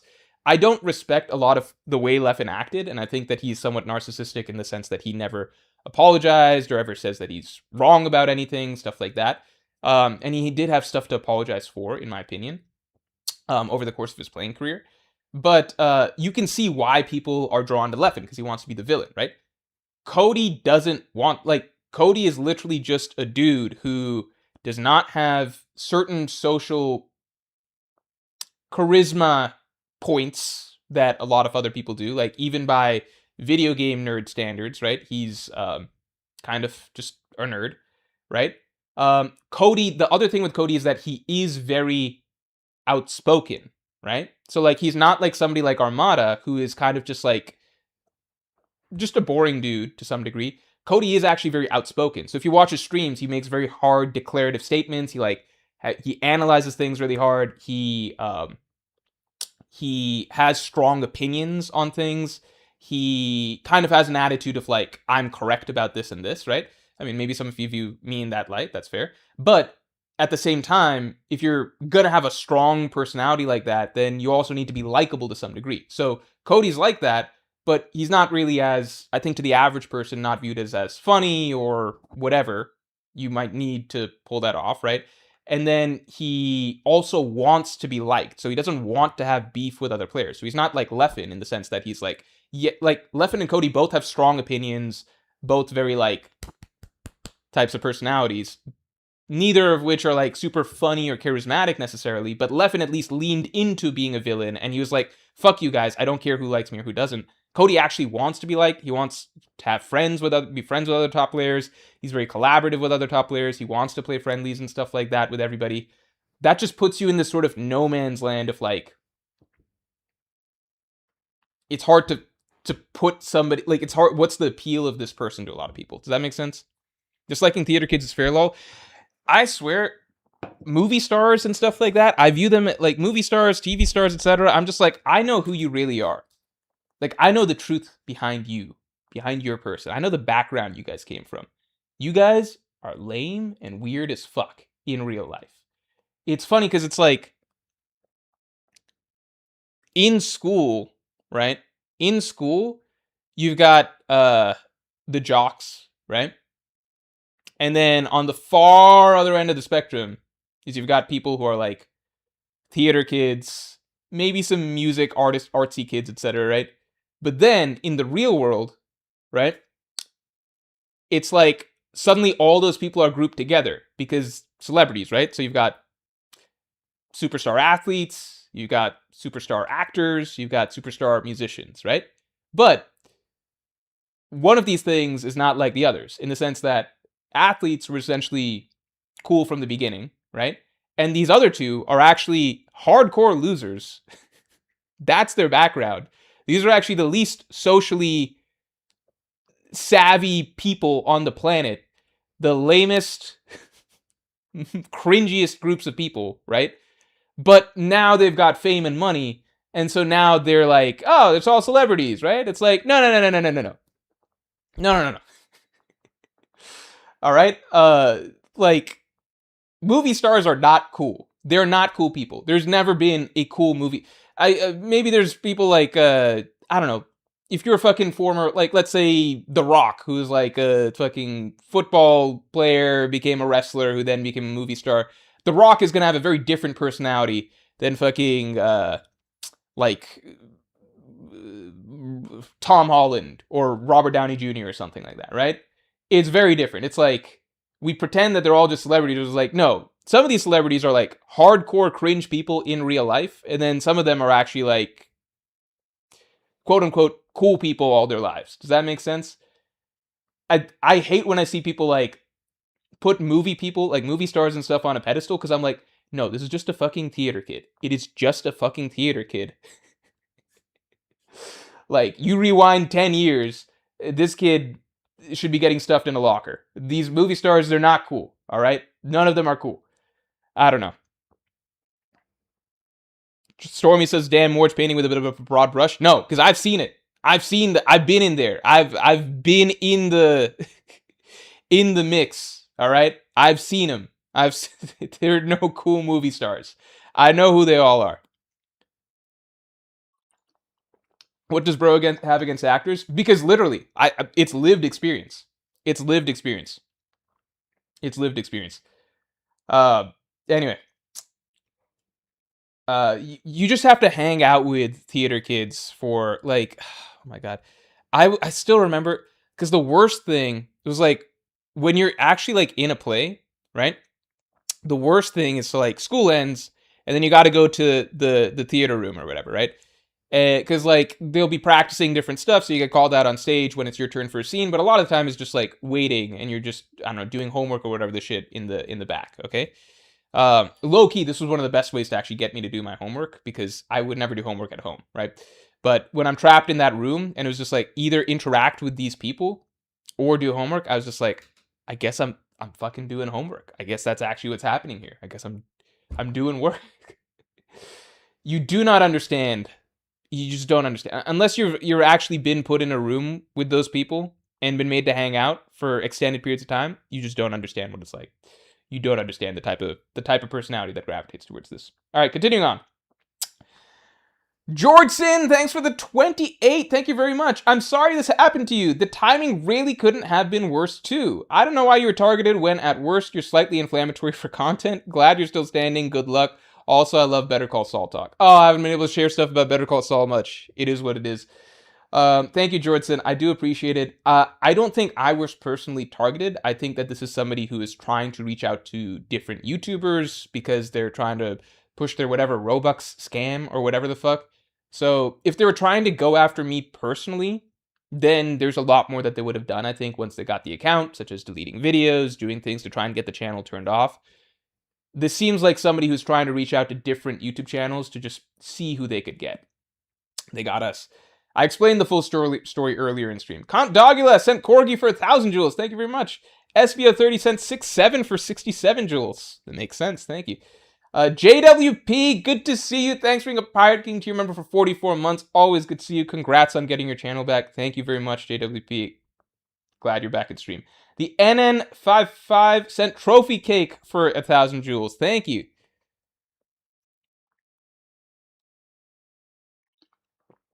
Athletes are the biggest losers. Huh? Let me clarify. In terms of normal social skills, all right? In terms of normal social skills, okay? Athletes can be big assholes, right?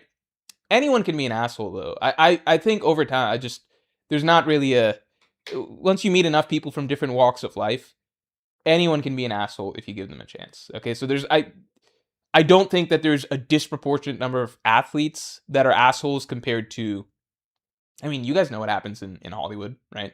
Like, we all kind of know the stuff that happens in Hollywood or that's being shared more, right? I don't think there's a disproportionate number of, I think there's assholes everywhere, right?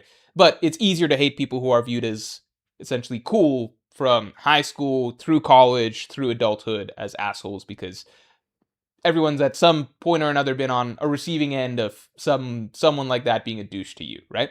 But I would say this in terms of like just being socially a fucking normal person.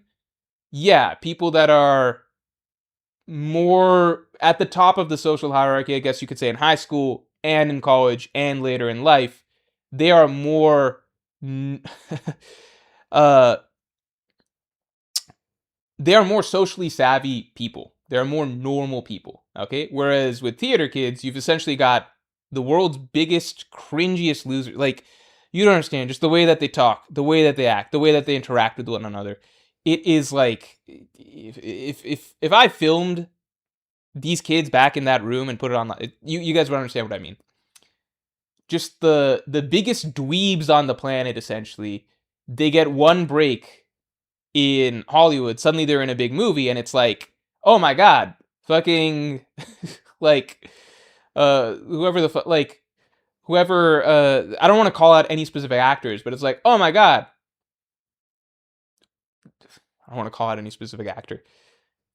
You know what I mean? Like, oh my god, this person's, like, suddenly they're a star or whatever, but it's like, no, I know what you are. I know what you're, like, you're just a fucking theater kid that happened to get a big break, but I know what you are. I know how you it's just I know who they are. That's all I'll say. I know who they are. JWP, thanks for the 10. Why did I lose my mod status? Bruh, babe. Bruh, I got you.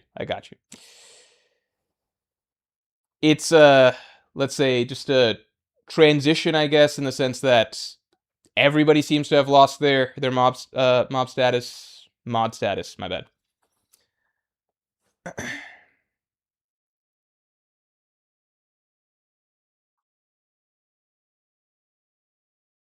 Georgeson says people forget that the jock stereotype was written entirely by theater kids. Exactly. Exactly.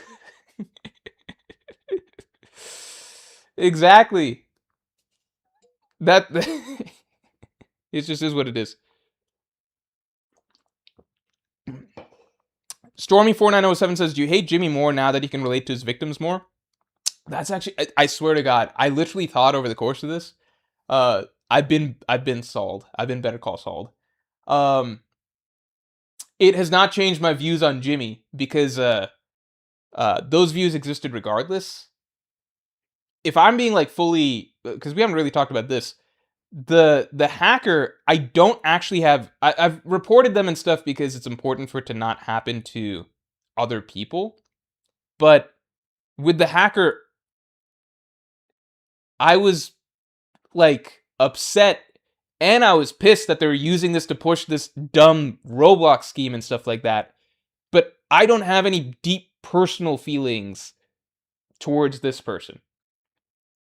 I just don't. Like, it's the same as when my car was stolen. I don't have deep personal negative feelings. Now that this loop has closed, I don't care about them anymore. And throughout this process, I was like, I don't care. Like, I don't even hate this person necessarily. I hate what's happening, but I don't even hate this person. I just want the channel back. That's all. Again, I reported because I know it's the right thing to do, like, to help prevent that happening from other people who maybe wouldn't be able to get their channel back, or people who maybe like would be really fucked if they lost their channel for a week or two or something like that. But I don't have deep personal hate. Like, for me, if nothing happens to the hacker and nothing ever whatever, I don't actually personally care. I know that I should care because like I don't want them to do other things to other people, but I'm saying in terms of like my personal emotions, I don't care. They can honestly go on and have a perfectly fine life after this. I don't think they're a good person, but I don't care. I just don't have that. For me, if it's things that it's like I don't know the person, I've never seen the person, I just don't, it's hard for me to like really hate that person, I think, as long as it's stuff that can be reversible. If it's stuff that's not reversible, then that's different. But if it's something that's reversible, then it's like, in the grand scheme of things, what happened, I was fucking stressed out as fuck for a week. YouTube channel was fucked over for a week. Algorithm might take some time to rebound.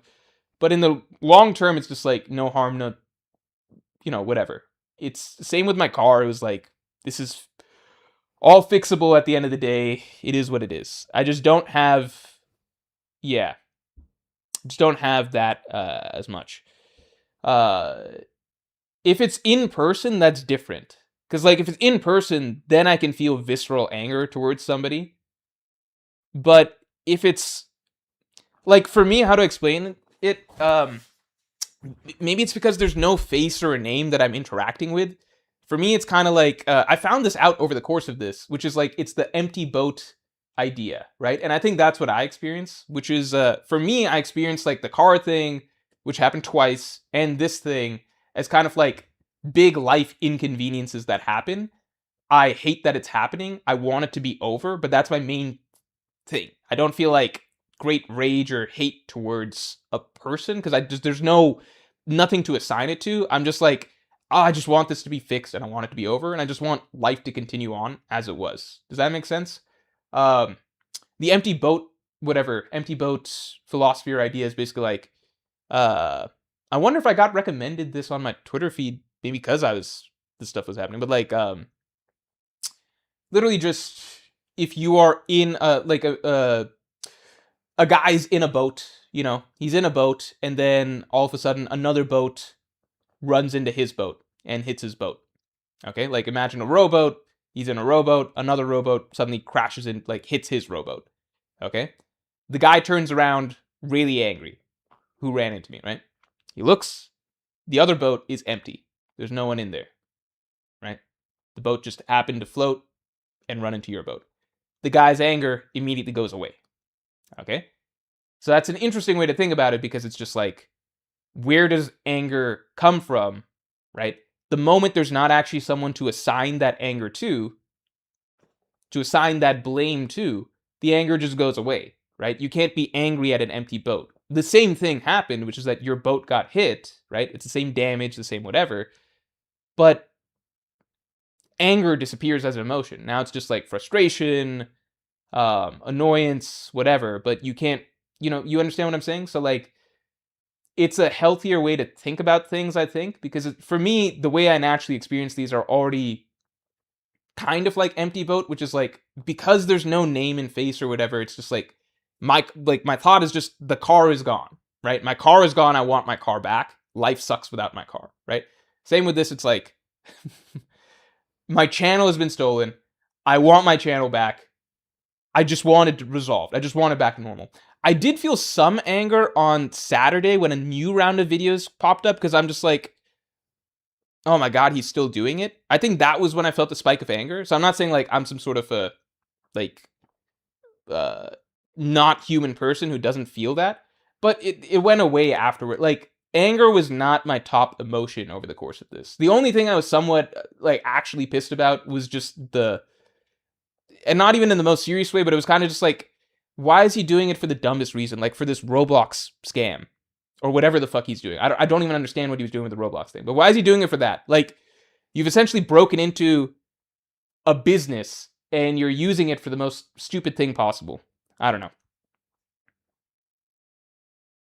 It was almost just like, I wish I'd been scammed by a smarter person. I wish we'd been tricked by a smarter person, I guess. Like somebody who had a scheme. Not that I actually want to be tricked, but it was just like, god damn it, like, it's tricked for the dumbest of, like, this is happening for the dumbest of reasons. Does that make sense?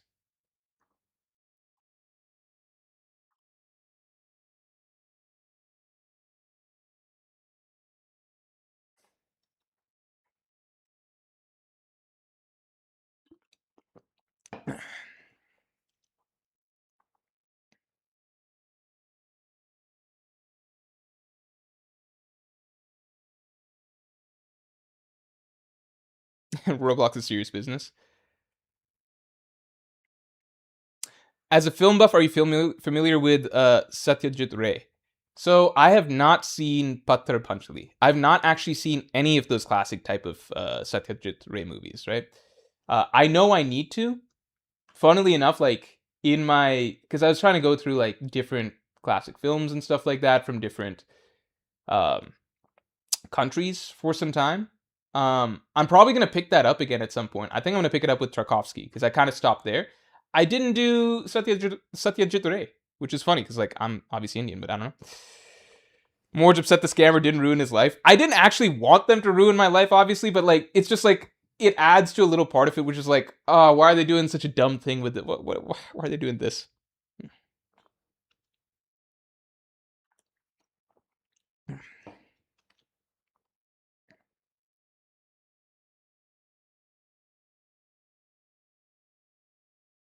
I have so many his movies on my watch list. India is my biggest blind spot.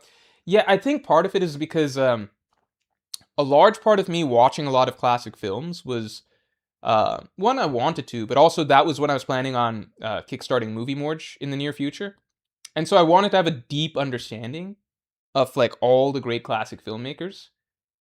Um, who did I fucking start with? Did I start with oh my god, oh, Battleship Potemkin, right? Like I went all the way back to the beginning, right? Um, I think part of it is I had Satyajit Ray on the list, but I didn't see his stuff as like listed as like most influential, like a Fellini or a Bergman, um, or a Godard, or fucking oh my god, Why am I struggling with names right now? Old school French director, directed Rules of the Game. Fuck, who directed Rules of the Game? I'm gonna be upset when I read this.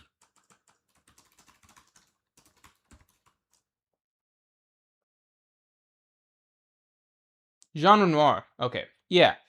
I didn't see him like so he just went down my priority list a little bit, but I'm Indian. I want to watch it. Yeah. It probably feels like I got hacked by this moron. The thing is, the hacker was very smart. Okay, so for context, right? So just so it sounds like our channel is not run by complete dummies, right? This is not the first person that has ever attempted to hack us. Okay, so this is a general sort of warning for the future. Obviously, you guys don't have this issue exactly, but we kind of realized something interesting with all this. All right, which is I think a lot of this is it's going to be we're going to have more issues now with things like ChatGPT, etc. Okay, so let me explain. We have gotten over the years. Again, it's myself, co-owner of the channel, who handles pretty much all of the sponsor and business related stuff, right? And our assistant. Over the years, we have gotten tons and tons of scam stuff, right? There's, you know, you don't have to go too long before somebody tries to send you something that's like not legit, okay? We've gotten tons of that stuff, all right? And there's been lots of times, like, as we were learning, right? As time went on, as we were learning, we came to kind of identify, like, okay, this seems like a scam email, this seems like not. There were certain rules that came along with it that we kind of realized, like anytime someone's trying to get you to download something or a program or hook up or connect to something, it's no good. Anytime their email says this stuff, particularly certain language in the email is a big tip off that this isn't like really a professional, real person, right? There's all sorts of easy to identify clues. We usually don't have to think twice about recognizing when something's a scam or not. There's times that it's been close, something seems really legit, but then we realize that there's something a little bit off, maybe in terms of the contract that they're sending or something like that, okay? So, over the years, I would honestly say we've been pretty good about that, right? Now, granted, I haven't been involved in like the sponsor negotiation process and stuff like that in a long, long time, at least a couple years now, okay? But I still like he will still share with me any sort of email. He's like, this looks legit, but now I'm not sure. And then we might discuss it and be like, okay, no, whatever, right? Now, here's the thing. So he shared with me screenshots of the email afterwards, okay? Because for a brief moment we were still able to see the inbox on our phones after we've been kicked out of everything, but we couldn't interact with anything. Does that make sense? Like, we could only see the inbox up till the update point of when we'd been signed out. So we could actually open up previous emails, but we couldn't send anything, we couldn't do anything, and then after a bit, we were unable to access that as well, right? But he was able to screenshot what the email was initially and sent me that. And he also showed me a screenshot of the link that the guy had sent him to, okay? The big difference is that this guy's cadence of emails were like it must I think AI and ChatGPT must be the new wave essentially for scammers, because the way his email was constructed, right? It's exactly what you kind of are used to when real sponsorship people actually message you. It's the same sort of language, very human sort of ticks. The closer thing at the bottom, whatever your signature or figurehead at the bottom and everything like that. Real photo, real site, real like name, email, phone number, etc. It had all of the telltale signs of like this is actually a real person, right? And then the site that we got tricked by, essentially, right? The site that he got linked that had, the place where you integrate your YouTube channel to the thing, right? I still don't know what the actual sponsorship offer was. I don't remember. He would have to explain it to me.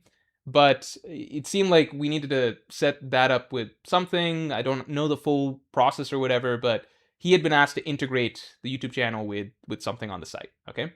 That site looked legit, and it also was designed to seem like it's whimsical. So, and whimsical is the thing that we've used before. So, I think just in the fact that like now you can have AI, maybe it's ChatGPT, maybe it's Claude. I don't use Claude. so I don't really know, but I've heard Claude is really good for like human type writing or whatever. And probably in terms of just designing stuff, like, so whereas in the past it might be like a really shitty email from someone in India or something like that with clear signs of like, okay, you're not the most professional, you're not legit or something like that. I think now there will be a lot more ways that AI can be used to create like really, really normal looking sponsorship type offers. And yeah. Uh, so we made some rules, which is just basically like, yeah, we made some rules, which is like from now on, never click anything that automatically integrates the channel with something else, unless like we've had a video call with this person and like cross-referenced it a million different ways, right? Um, Now if I get a confirmation thing on my phone saying that, hey, someone's logging in from somewhere, I have to actually check in and communicate with either our assistant or the co-owner, like, hey, is this you? Stuff like that.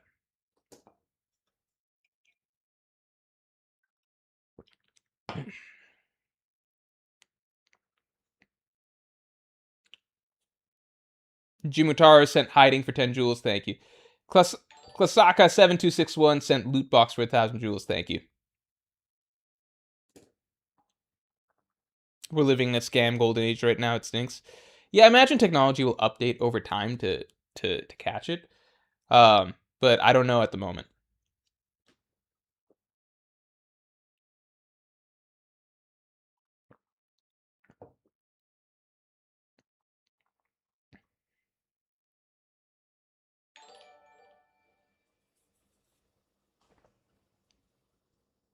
The sponsorship scam shouldn't have, if you just think, wait, I don't know anyone from Miami. When did my manager move? The thing is that he uses a VPN often. So it's not the first. So this isn't like a instant sort of thing. This is like years of, I guess, all three of us working together and years of like, I guess, a slow sort of relaxation in terms of just how we do things, right? So especially because I've stepped back from engaging with sponsors, period, right? So it is not uncommon for, it was like the perfect storm. It's not uncommon for, especially my assistant, because she's not in the US, right? For her to have a login thing, right? And it will ask her a bit more frequently to get login confirmation from me, just because she's not, again, not in the US. And there's just random times that Google's going to ask her. Don't know why. It just happens. Sometimes she's hooking something up. It happens, right? But I recognize that location. There have been times that it's not the same location because maybe she's using a VPN or maybe she's somewhere slightly different, etc. Right? And then we'll communicate and be like, okay, it's you, etc. Right? But over the years, there has been conditioning where it's kind of like before it would be like if it's a location I don't recognize, then maybe she's messaging me. I'm not on my phone. I don't see it for a while. Then I have to contact her again. She's off shift. Need to wait a full day for it, right? So, like, over time, there's been some relaxation where it's like, okay, if it's in that same general area, then I generally know it's her. I'm going to trust that it's her, especially if I know that she is actively doing something for us at the moment, like actively trying to set up something with Shopify or something like that. I'm aware that there's likely to be a confirmation thing, right? So there's just trust built in there. And at the same time, co-owner of the channel, same thing with him, right? And he uses VPNs frequently, right? He uses Surfshark. So he uses VPNs frequently, so it's not always the same location. I don't need to get confirmation stuff from him as much because Google is used to his phone, but there are occasional times where it's like, hey, can you like let me in, right? So that happens sometimes, and sometimes it's not from his location. His location is Maryland, right? But sometimes it'll be like something something Maryland, or sometimes it'll be like fucking New York or something like that. Usually it's like a check-in or like he'll give a heads up text or something. But over the years, right, like years and years, slowly it's kind of like it's just human nature. You just relax a bit. Like I see something from it's from the US. I know it's during a time that he's actively doing something. It's just like, yeah, I'll let you in, right? That's just happened over time. On top of this, it's like the attention, right? So it's the timing of it, which is this was happening on a Tuesday where the video for the day was already late, right? So video for the day was already late. I got the revision from the editor, rushing to try and get it out in time, like trying to get it out as close to noon EST as possible. So trying to do that. Uh, my attention is not fully there. I get a confirmation thing. It says it's from Miami, Florida. I say yes. It's not out of the norm for me to do that because it's just like I've done it for him for different locations before, and we've kind of hit a point where it's like when it's during a work day, and especially like when we're all working on more stuff at the same time, it's just faster to hit yes to the confirm because we're aware that others of us are like we're aware that there's going to be sign-ins and stuff needed, right? Maybe it's for Shopify, maybe it's for something else, maybe it is for sorry, Spotify, maybe it's something, something, something, right? So yeah, it's just a slow relaxation over the years of basically like, okay, now usually if I'm getting a confirmation thing, as long as it's not something like fucking crazy, like in Saudi Arabia or something, I'm saying yes, right? That's basically it. He clicked a bad link, integrated it. I should have double checked. I should have been a bit more careful. I saw the confirmation thing. I don't think my brain even fully processed where it's from. I processed it in retrospect. I just saw confirmation, trying to log in here. Let me go back to do my thing. But definitely going to be more careful going forward.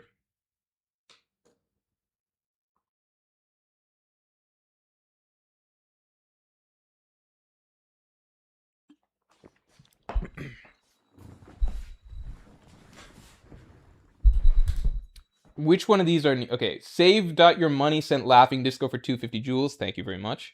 Save your money sent high five for 100 joules. Thank you very much.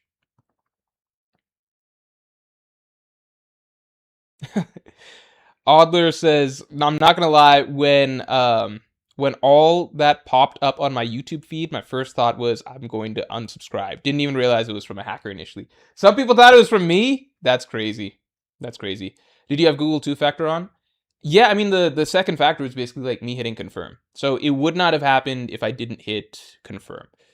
Again, part of it is basically just like the fact that there are other people who use this channel. And so like in a work week, I'm regularly having to hit confirm for their locations, basically. If there's been times that it's been like a location that's crazy and then I don't do it, but East Coast is perfectly like he's on the East Coast. He does do VPNs at times. It wasn't something that went through my brain. It's like kind of crazy. But it should have. That's not to say I'm like faultless. I'm just explaining human nature in work mode. Something popped up, not really out of the ordinary. It's not like the strangest location that I've seen. Just hit yes. It is what it is.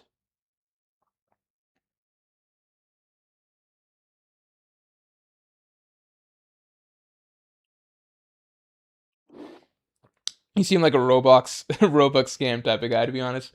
That's fair. I guess that could have fooled a lot of people. It's fair.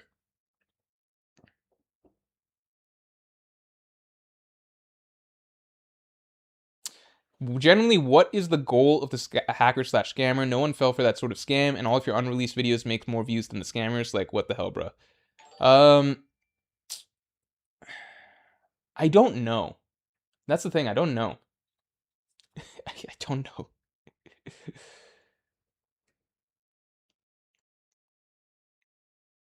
Jordan Vance, thanks for Sunshine for 200 joules. I appreciate it. Powerful Analyst says the scam arc really made me realize how much I'd missed the content. Thank you, man. That does feel good to hear. I appreciate that. Appreciate that.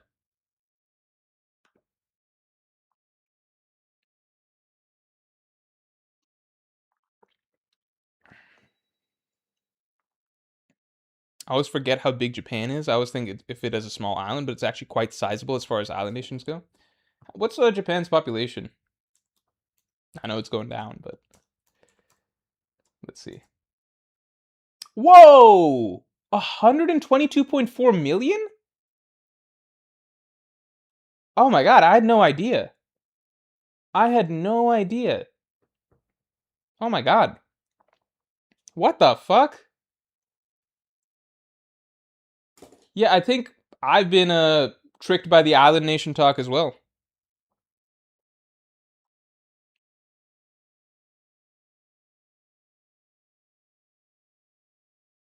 Must have been affiliated with the people making whatever scams the videos were pushing. Yeah, possibly. I don't know. Jordan Van's Hunter x Hunter. I still have not done my full reread of Hunter x Hunter. So, just for insight, over this last week, I wonder if this is where stress come. Like, does stress come from? Is stress just uncertain? Yeah, I don't know where. Yeah, I guess there's a million different sources of stress, right? I guess for me, uncertainty is a big source of stress, right? I imagine that's true for a lot of people, of course. Nothing crazy about that. But for me, uncertainty is a big source of stress. For me, it was like the tricky thing was just like, first I didn't know, okay, am I going to be able to get the YouTube channel back? Then once the steps started and I was hitting hurdles in the account recovery process, right? You can get details on that if you go back earlier in the stream. For me, I was hit with this uncertainty where I was like, okay, I think like if I'm weighing things, I think above a 70% chance that I get the channel back, but I have to prep for if I don't. If I don't, then am I going all in on like trying to grow manga Morj and repurpose that as the new Morj channel, right? Or am I basically saying farewell to YouTube in general and focusing entirely on my marketing agency, right? So it was like a few different paths. And, you got to account for everything in the sense that like numbers, right? Like, income. I was like, okay, we'll be good for rent next month and, these following months, but like we need to change our spend. I was telling my fiance, like, this week we really cannot spend money. Like, I needed to know what to prep. Had been planning like a little trip potentially later. I was like, okay, probably need to not plan a trip, right? It's just little things. It's like, okay, do we do this month or maybe not? Do we like do I need to plan on how to reshape life to some degree, right? Am I going to need to ask for assistance or something? I was like, that's the last thing in the world that I want to do. Like, having to reach out to my family or something like that, parents or something like that. I'm like, I could not imagine doing something like that, right? But these were all things that are starting to cross my mind. I was like, I don't think it would get to that point regardless, but I'm just like thinking of like, okay, well, let's say suddenly the marketing agency tanks too. Then suddenly we've only got X number of months to do rent. I was like, part of my mind was literally like, am I gonna have to do, some sort of a service job or something like that? Like, it went a lot of different ways because it was like, okay, let's assume we get the channel back. If we don't get the channel back, are we doing a second channel? If we're not getting a second channel, am I going all in on the marketing agency? What if the marketing agency, it's been going really well, but what if something happens? What if that suddenly stops? Like, what if something happens to that? We don't know, right? It's been going well, but so far I've had the net of the YouTube channel at the same time, right? What if the marketing agency also tanks? Okay, then what am I doing, right? So it was just this waterfall of thoughts. And so, like, day to day, I wasn't stressed. I didn't feel, it was just like, it'll be resolved. I'm not going to think about it. But I realized that at nighttime, so like I'd finished, all the work and tasks for the day, right? Mainly working on marketing agency stuff. Finished all the work and tasks for the day. And then I would find that like I had a lot of difficulty going to sleep and relaxing. So I actually couldn't relax during this period of time. Like I thought in my head, I was like, oh, maybe I could read Hunter x Hunter. Maybe I could catch up on Hunter x Hunter. It was difficult actually like sitting down and immersing myself in everything. And it was because it was like, it wasn't even like I was actively thinking about the channel stuff. It was like this sort of just, your brain is wired a little bit in the background. Like, I was like, I'm not even thinking about it. But my brain knows that there's a level of uncertainty going on right now, and it wants to fixate on that to some degree. And it just wouldn't let me, like, my brain was kind of just like telling me, like, you can't relax yet, if that makes sense. And yeah, that made it very not enjoyable, I guess I would say. I know that's a silly thing to say, but it was just not enjoyable. Like, yeah, it's like, it's out of the consciousness, right? Out of the consciousness, but your subconscious is still making that cortisol sort of like spike, and you don't even know it. Because like, again, Saturday had a really good day. My fiance and I, we hung out with her dad. Uh, we watched Spider-Man, yada yada. Went home, actually watched another movie, one of my favorites, Coherence. Um, Good day, right? And then it was time for me to sleep, and it was like I haven't thought about the YouTube channel stuff throughout the day, outside of when I saw the guy posted the videos. That I was like, oh my god, that posted more videos on Saturday. This is ridiculous. But anyway, I hadn't thought about it all day. Then it's like time to sleep, and then I'm like, I'm not settled. My body can't relax as much. So I don't know. Yeah, it's just weird. Couldn't really enjoy things as easily.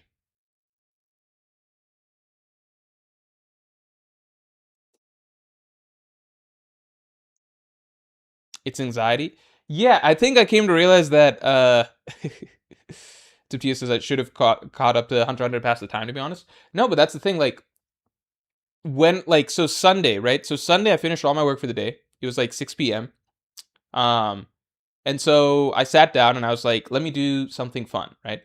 I watched Bleach Thousand Year Blood War, and then I was like, I actually did think, like, let me try reading Hunter x Hunter.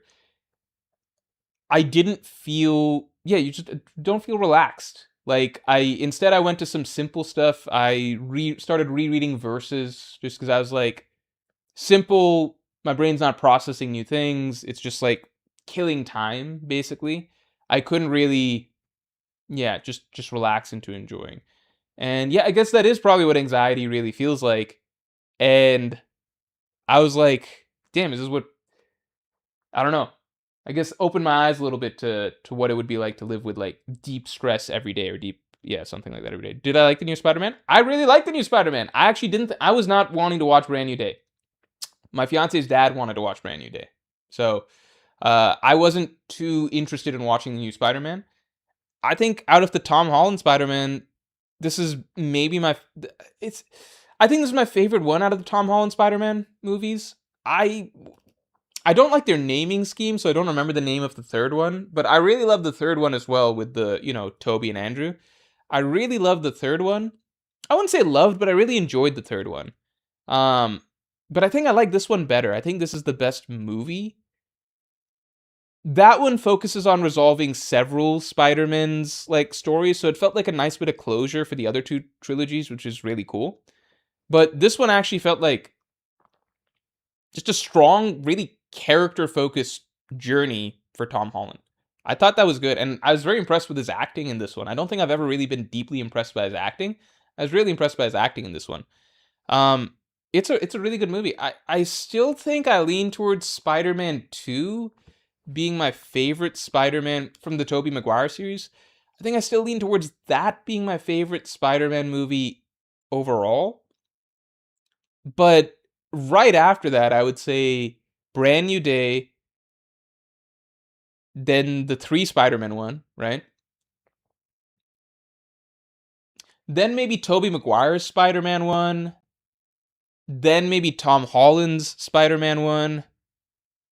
Then I think the Andrew Garfield's, and then I don't think I haven't seen the Spider-Man, Tom Holland's, Mysterio, the second one. Um, yeah. Oh, Spider-Verse. Spider-Verse. I don't even know how to compare Spider-Verse. It's just different. Like animated versus this. The thing with Spider-Verse is like the Spider-Verse movies are amazing. They're really, really amazing. Animation to live action, I don't know how I'd compare them. I don't know how I'd compare them. They're amazing. I think yeah, the two Spider-Verse movies, I don't know how to rank them. Like maybe 1 and 2, like maybe the best. Maybe not. I don't know. Um yeah, I think I'm caught between, if we just focus on live action, and it's a totally different Spider-Man as well, right? Uh right. So let's say the Peter Parker Spider-Man movies. Um I don't know. Would I put Spider-Verse movies above Spider-Man 2? I don't know. It's just hard to say. It's hard to compare. I think and now that I think about it, the movie with the three Spider-Men, I really think people have turned around to shit on that, when I think that it pulled off something really fucking cool. Like it closed out three like two other like it closed out two other franchises in one go in a much better manner than either of those franchises closed themselves out. I think that's really cool. I really like that one actually. I don't know. That one and Brand New Day. I feel like Brand New Day I might like a little bit better, but that might just because it's fresh. I don't know. It's hard to say.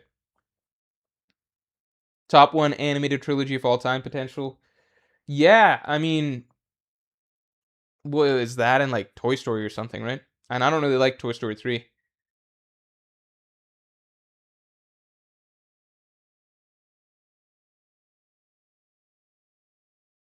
Have you heard of Kagurabachi, literally the heights of peak? So honestly, I've been considering doing some Kagurabachi content because One Piece has been going on break for so long, so many times. Nick Cage series, I haven't read or watched that. Ender says Lyles. Well, Peter Parker's always going to be like Spider-Man to me, but Miles Morales is also like it's just a different. I don't know. It's kind of like uh, you know, to me, Batman's always gonna be Bruce Wayne, Superman's always gonna be Clark Kent. But I love Miles Morales as like I still view Miles Morales as Spider Man. It's just complicated. It's just if you say Spider Man to me, my immediate thought is gonna be Peter Parker.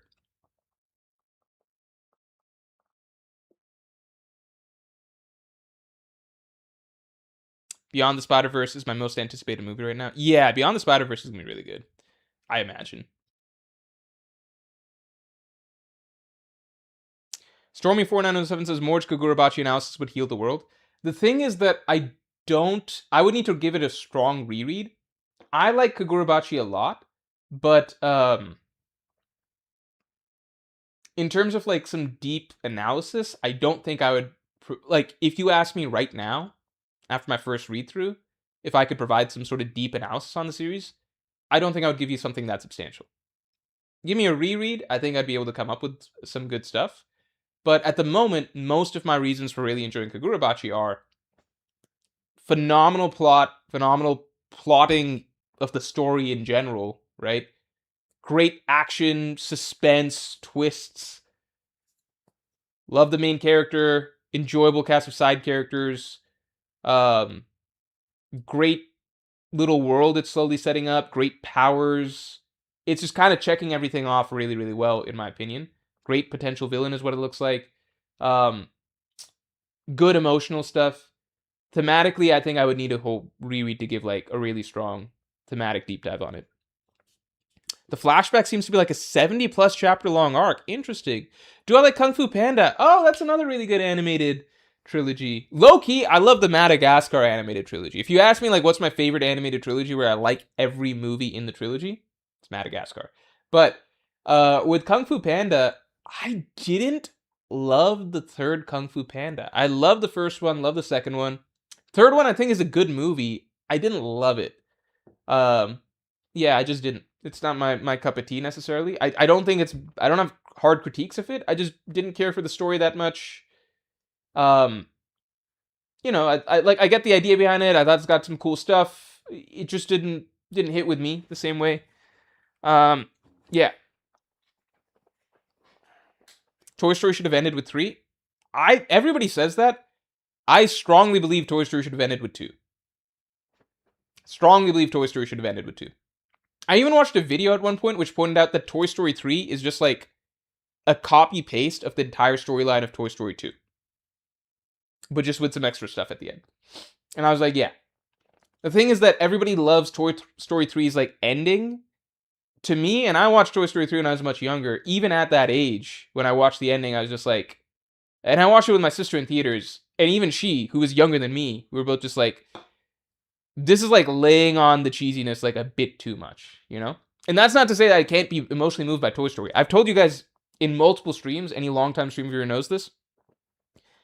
Maybe the scene in movies that makes me cry the easiest out of all movie scenes I've ever seen, funnily enough, Toy Story 2, the Jessie song when her owner abandons her. Okay? So Toy Story can clearly make me cry. Toy Story 2 is not even like one of my favorite animated movies ever. It's just that scene is like, with the song and everything like that, I think it's like When She Loved Me or whatever. Guaranteed tears, okay? Maybe for me, maybe the most Like you could drop me and in a vacuum just make me watch that scene. Most guaranteed way to make me cry. Okay. The ending scenes of Toy Story 3, I'm just like, I think even at that age as a child, I was already like, do we need a Toy Story 3? Or is this just like trying to milk it? And then when we got to the ending, I was like, oh, they're milking it. They're milking it. They're like, they are squeezing this cow's udders. All right.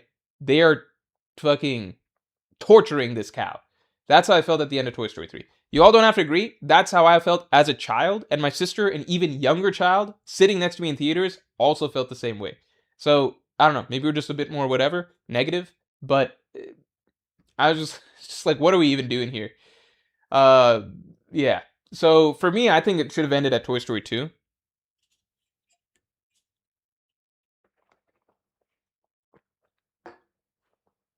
Because I did feel like I had a distinct feeling even at that age that Toy Story 3 wasn't doing anything new other than like the ending scene or whatever. And then yeah, I've seen like analyses of the movies since then that essentially confirm that Toy Story 1 and Toy Story 2 feel like distinctly different movies. Toy Story 3 does not. I think just the ending.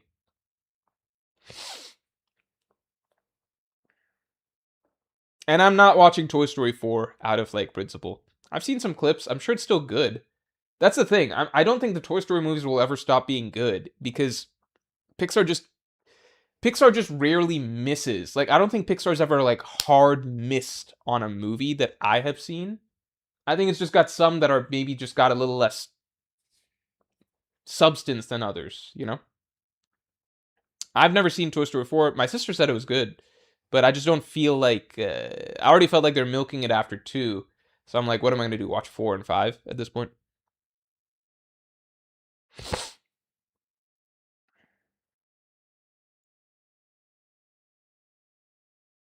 The FPS King Gaming says, "Can I derail this stream with Better Call Saul?" I think I can. Oh, might have to save that for another day. Might have to save that for another day. The Better Call Saul talk. Love that show. I've decided that next I'm gonna watch Dark. I've got 3 shows that I'm thinking of watching next. 1 is maybe Dark. 2 is Peaky Blinders. 3 is Breaking Bad. I'll watch that again. Morj, Pixar has missed a lot with the movies I've seen. I haven't seen like let me see, Pixar movies. Like I'd say a hard miss. So for example, I watched Monsters University. I didn't think it was like great. I didn't even think it was like particularly that good. But I didn't watch it and was just like, wow, that was like a really bad movie, you know? I watched it on a plane. So for me, I haven't seen. Let me rattle off the Pixar movies that I've seen in order: Toy Story, A Bug's Life, Toy Story 2, Monsters Inc., Finding Nemo, The Incredibles, Cars. I don't think Cars is that good, but again, I don't think it's like a bad movie. I just think it's like whatever. Ratatouille, Wall-E, Up, Toy Story 3. Again, I don't think Toy Story 3 is like good or even like that good or even great, but I don't think it's a bad movie, you know? I never saw Cars 2, never saw Brave. Monsters University. I thought it's like fine, you know, it entertained me fine on a plane. Inside Out. Good. Like not bad, you know? Inside Out 2 again, the Bing Bong scene makes me tear up. Love the Bing Bong scene. Rest of the movie, it's but not bad, you know? Haven't seen Good Dinosaur, haven't seen Finding Dory, haven't seen Cars 3. Coco, good. Incredibles 2, I haven't seen that. Toy Story 4, haven't seen that. Onward, haven't seen that. Soul, I actually think Soul is a bad movie, but I didn't finish it.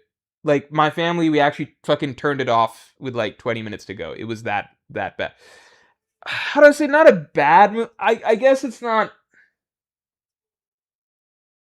I think bad is rough to say, but I just think it's a wildly. It's okay. I can't. Okay, I can say I find it extremely unenjoyable. All right, and I think it's just like trying too hard, and it's got almost none of the entertainment value that Pixar movies normally have, and it's just trying too hard to tell its message. But even then, I wouldn't be like, oh, it's a miss. Like it's a bad movie. I guess I think it's bad, but I think from most people's standards, they wouldn't think it's bad. Haven't seen Luca. Haven't seen Turning Red. I think I've seen some clips of Turning Red. Haven't seen Lightyear. I've seen Elemental. I think Elemental is great. I saw so many people shit talking Elemental. Finally saw it on gummies. With my at the time, it was the first time I'd ever because my fiance, she doesn't really do the weed, but the first time we ever did that together, she had me watch Elemental. Phenomenal choice. Loved Elemental. Great movie. Inside Out 2, great movie. Haven't seen Elio. Haven't seen Hoppers. Haven't Toy Story 5. Have not seen. So maybe it's just because I've not watched most of Pixar's misses, but yeah. Wild Robot, watched it. Like Wild Robot, I like it quite a bit. To be honest, Dark imposes upon itself, didn't fully deliver in the end. Okay. I'm not going to say Soul is bad. I'd say it's one of those where I found it bad, but I could see why most people would view it as a good movie. So Soul, like, let's say it's a well-made movie, I guess. It's just, I have a ton of critiques for it, but I guess saying it's a miss from Pixar, I don't know.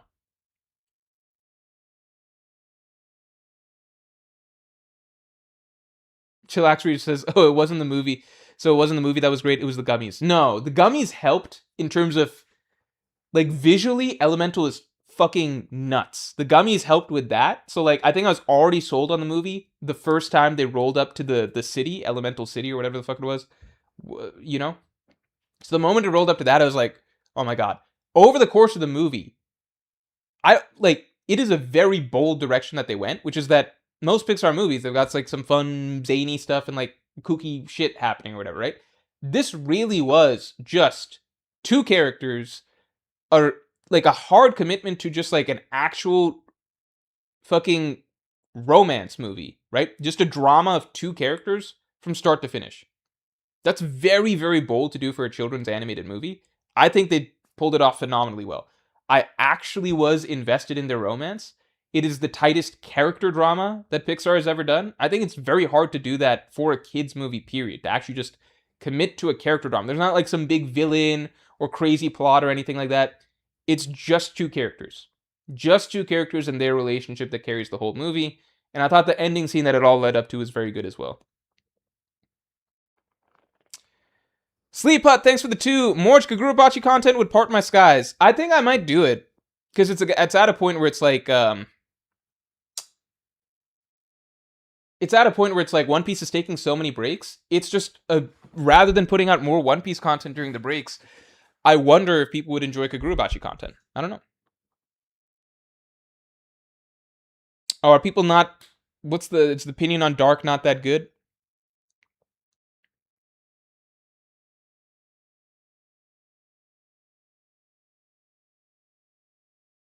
Ender, I kind of agree. Toy Story 3's sole purpose was to serve as a ham-fisted, melodramatic, superfluous ending that with each subsequent sequel is further exposed for the hollow shell that it is, lol. Ender, I 100% agree. Sometimes you echo my thoughts or like, you say what I kind of feel in a very well put way.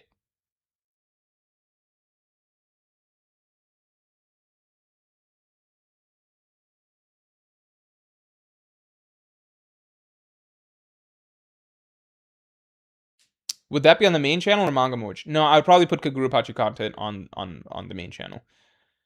It's with where things are for me right now, it is way too much effort to try and do two channels at once and do them effectively. I might just try and, if it flops really bad, maybe I put it on Manga Morj, but at the moment I'm just like, let me put it on the main channel, see what happens. I might test it out soon.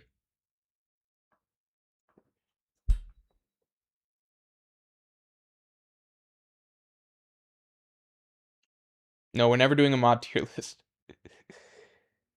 Anderson, I feel the same with you. I appreciate that, man. Who wins though? Emu with diarrhea or Loki with constipation? I think it's harder to fight with diarrhea, personally, right? Constipation, you kind of just deal with, like, it just is what it is. Diarrhea, you gotta stop. Brim, as you're formerly known, the magic system and opposing factions in Kagurubachi seem unrefined / quickly explained to me, so I dropped it. So I know where you're coming from. I think it tries to world build a little bit fast. And I've noticed that as like a bit of a trend in more modern series where like, because modern shonen manga, they kind of come from they're influenced to some degree from like older gen shonen, which, let's say Naruto, Bleach, One Piece, etc., which set up their worlds. One Piece especially set up its world very slowly and carefully, right? But modern shonen manga, I feel like they need to emulate a lot of that. Like Jujutsu Kaisen always said, tried to set up a lot of shit that's pulled from Naruto and Bleach, but just like ASAP. Like right off the bat, it's like Jujutsu Kaisen doesn't even make sense to take place in a high school. It doesn't. But that's the shit that was working before, so they went with a high school. There's only like fucking 6 kids. 12 total, I guess, if you want to count. It doesn't even make sense for there to be 2 high schools. Why are there 2 high schools? It doesn't even make sense for there to be 2 high schools. But like just stuff like, oh, there's clans and specialized, and here's the strongest sorcerer ever, and then here's the high schools, and then here's yada yada, and that's like Jujutsu Kaisen. Sets it up very quick, right? Kagurabachi, I wouldn't say like super similar, but it's like, here's our big organization, here's some of the leadership, right? Here's the big weapons, here's the big names, yada. Like it does it pretty quickly, but if you just sit with it a little bit, it does flesh that stuff out a little bit as it goes, and it makes phenomenal work of the plot structure and world that it's got, Kagurabachi is literally the next Attack on Titan / Full Metal Alchemist of this decade. Yeah, maybe. I want to, maybe if it's going to be a really long flashback, maybe I'll just get into it.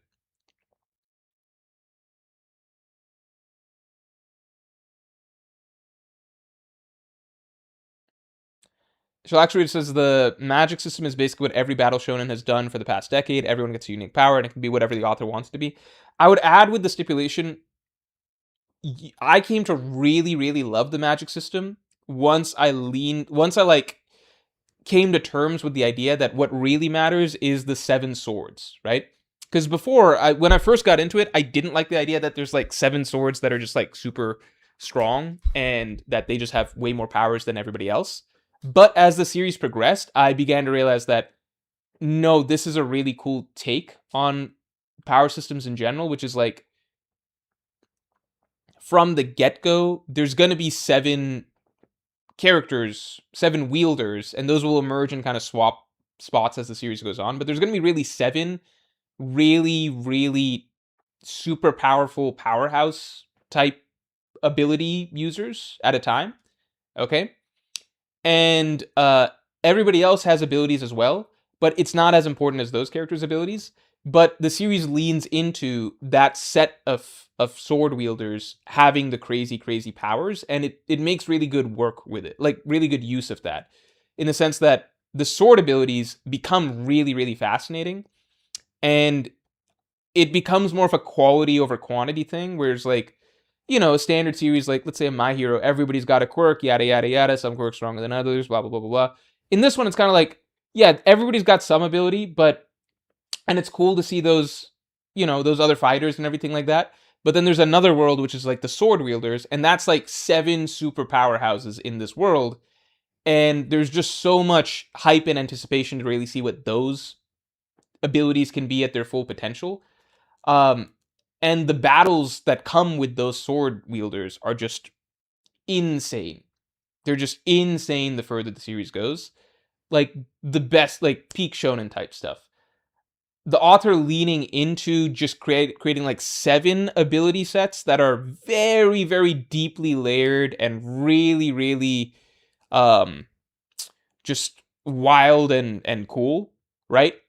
Rather than trying to create a world where everybody's got it just leans into the fact that ultimately in most series, not everybody's going to have like a really cool ability, right? So just lean into the idea that like the coolest fights and coolest abilities are going to be concentrated among like this set of 7, and then other characters will have cool abilities throughout as well, but just not on that same level. But you get to see really cool fights between characters of both groups, right? Characters who just have the simplistic abilities and the characters who have the really complex abilities. Words and you, thanks for being a Pirate King tier member for 45 months. Morj man, late, but congrats on getting back from the Void Week. We were worried about you, looking forward to supporting for a long time more. Thank you, Words and you. I really appreciate it. And yeah, watch out for the Pirate King podcast. It will be out soon. I promise. Just had to put the brakes on things for a little bit. Um,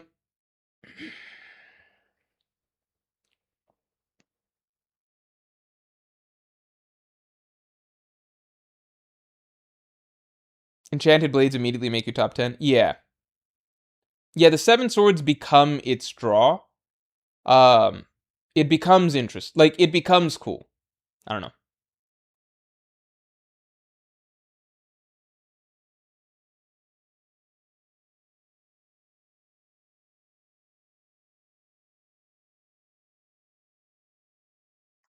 I'm not caught up on Hunter x Hunter. I'll catch up at some point.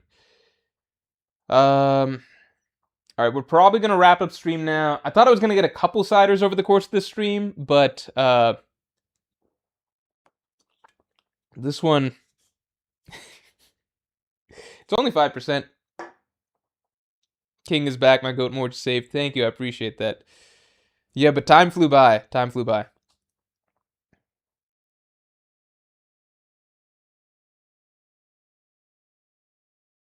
Morj the hacker maybe mod. Can I have it back? I don't know about that. Hunter x Hunter stream. Yeah, if I get time to catch up, then maybe I'll put out, like, I'm considering either doing Kagurabachi videos or Hunter x Hunter videos. The thing with Hunter x Hunter is it'll be short-lived. So even if I build a Hunter x Hunter audience to some degree, Tagashi's gonna go back on break again. So I gotta think a little bit. Have you seen Lucifer? Um, like the TV show? I think my fiance was watching it, unless I'm thinking of something different. Was she watching Sandman? Maybe she was watching Sandman.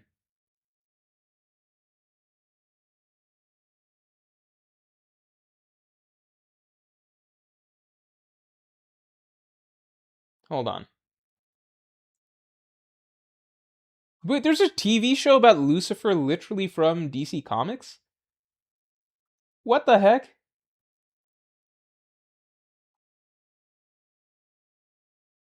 That's interesting.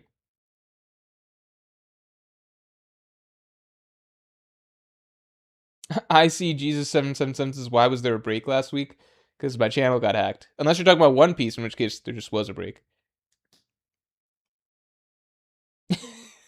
Psych D7N says, yo, I missed the situation entirely. Anyone know where I can watch the weird videos from the hackers just out of morbid curiosity? Those have been deleted. There were videos promoting Robux or something. I don't even understand. It's fire?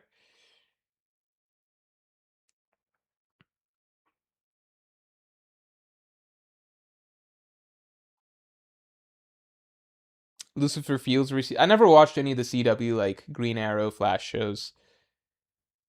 Crisis on Infinite Earths. Did CW like have a version of Crisis on Infinite Earths? Because that'd be crazy for CW to do. Sandman was great. I thought Sandman looked cool while I was kind of like watching over her shoulder. Saw some of the cool scenes. Release the hacker files. Okay, should I watch Dark? Okay, then give me opinions. Should I watch Dark? Should I watch Peaky Blinders? I might just rewatch Breaking Bad, but I don't know. Because now that I've finished Better Call Saul, after season 6, I do feel like maybe it's a better made show than Breaking Bad. I feel like that might be possible. For the longest time while I was watching Better Call Saul, I was like, I'm so excited to finish this and then get into Breaking Bad. But then really the last season, season 6, like shifted things for me where it was just like, would I feel like I'm almost going to a slightly less refined version of the same show? Not that they're the same show, but you know, the same style, right? Vince Gilligan's world, right? Going from Better Call Saul to Breaking Bad. I don't know. I think I like Breaking Bad more still. There's just something that I've got a bit more of like a sentimental attachment to that show and things that are just like there. But then I think Better Call Saul might be, I still think it might be the best show I've seen. It's just so, I don't think it really has weaknesses or flaws. Like even with The Sopranos, which I really, really like, with The Sopranos, you could just tell at times that certain things weren't planned out. Not everything's like as tight as it could be. Sopranos might be my Sopranos, Breaking Bad, Better Call Saul. One of those three is my favorite show. I don't know. Sopranos might be my favorite show if I were to just sit down to rewatch a show. So maybe that makes Sopranos my favorite show? I don't know. Like, if I sit down to rewatch Breaking Bad, I feel like I'm in for a journey. If I sit down to watch, and I know it's like going to be a gratifying journey by the end, but I feel like if I sit down to rewatch The Sopranos, I feel like I'm in for some fun. I feel like I'm in for a treat. Like, just get to sink back into the world of Sopranos. It's funny, out of the three shows, Sopranos is a very dark show, but I genuinely view it as like the most light and happy-go-lucky of the shows in retrospect. It's weird why maybe just because I associate it more with comedy, and I've been thinking about this a little bit. Because Breaking Bad is very funny in a lot of ways. Better Call Saul is very funny in a lot of ways. I realized why I find The Sopranos so funny, and I view it as the funniest of the three, okay? The Sopranos has no straight man. Almost any, especially with the mafia guys, right? You can be dropped into any scene with the fucking Sopranos mafia guys just sitting around talking, okay? There is no straight man.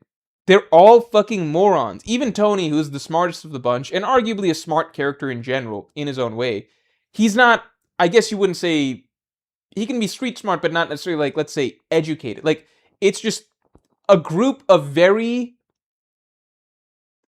I feel like dumb is not the right thing to say, but, like, it's not, like, no one's really like, you watch a scene, and it's, like, one person, like, fucking Paulie says something dumb, and then you've got the person fucking correcting him is fucking Christopher, who's a fucking moron. He's like, everybody knows that, Paulie.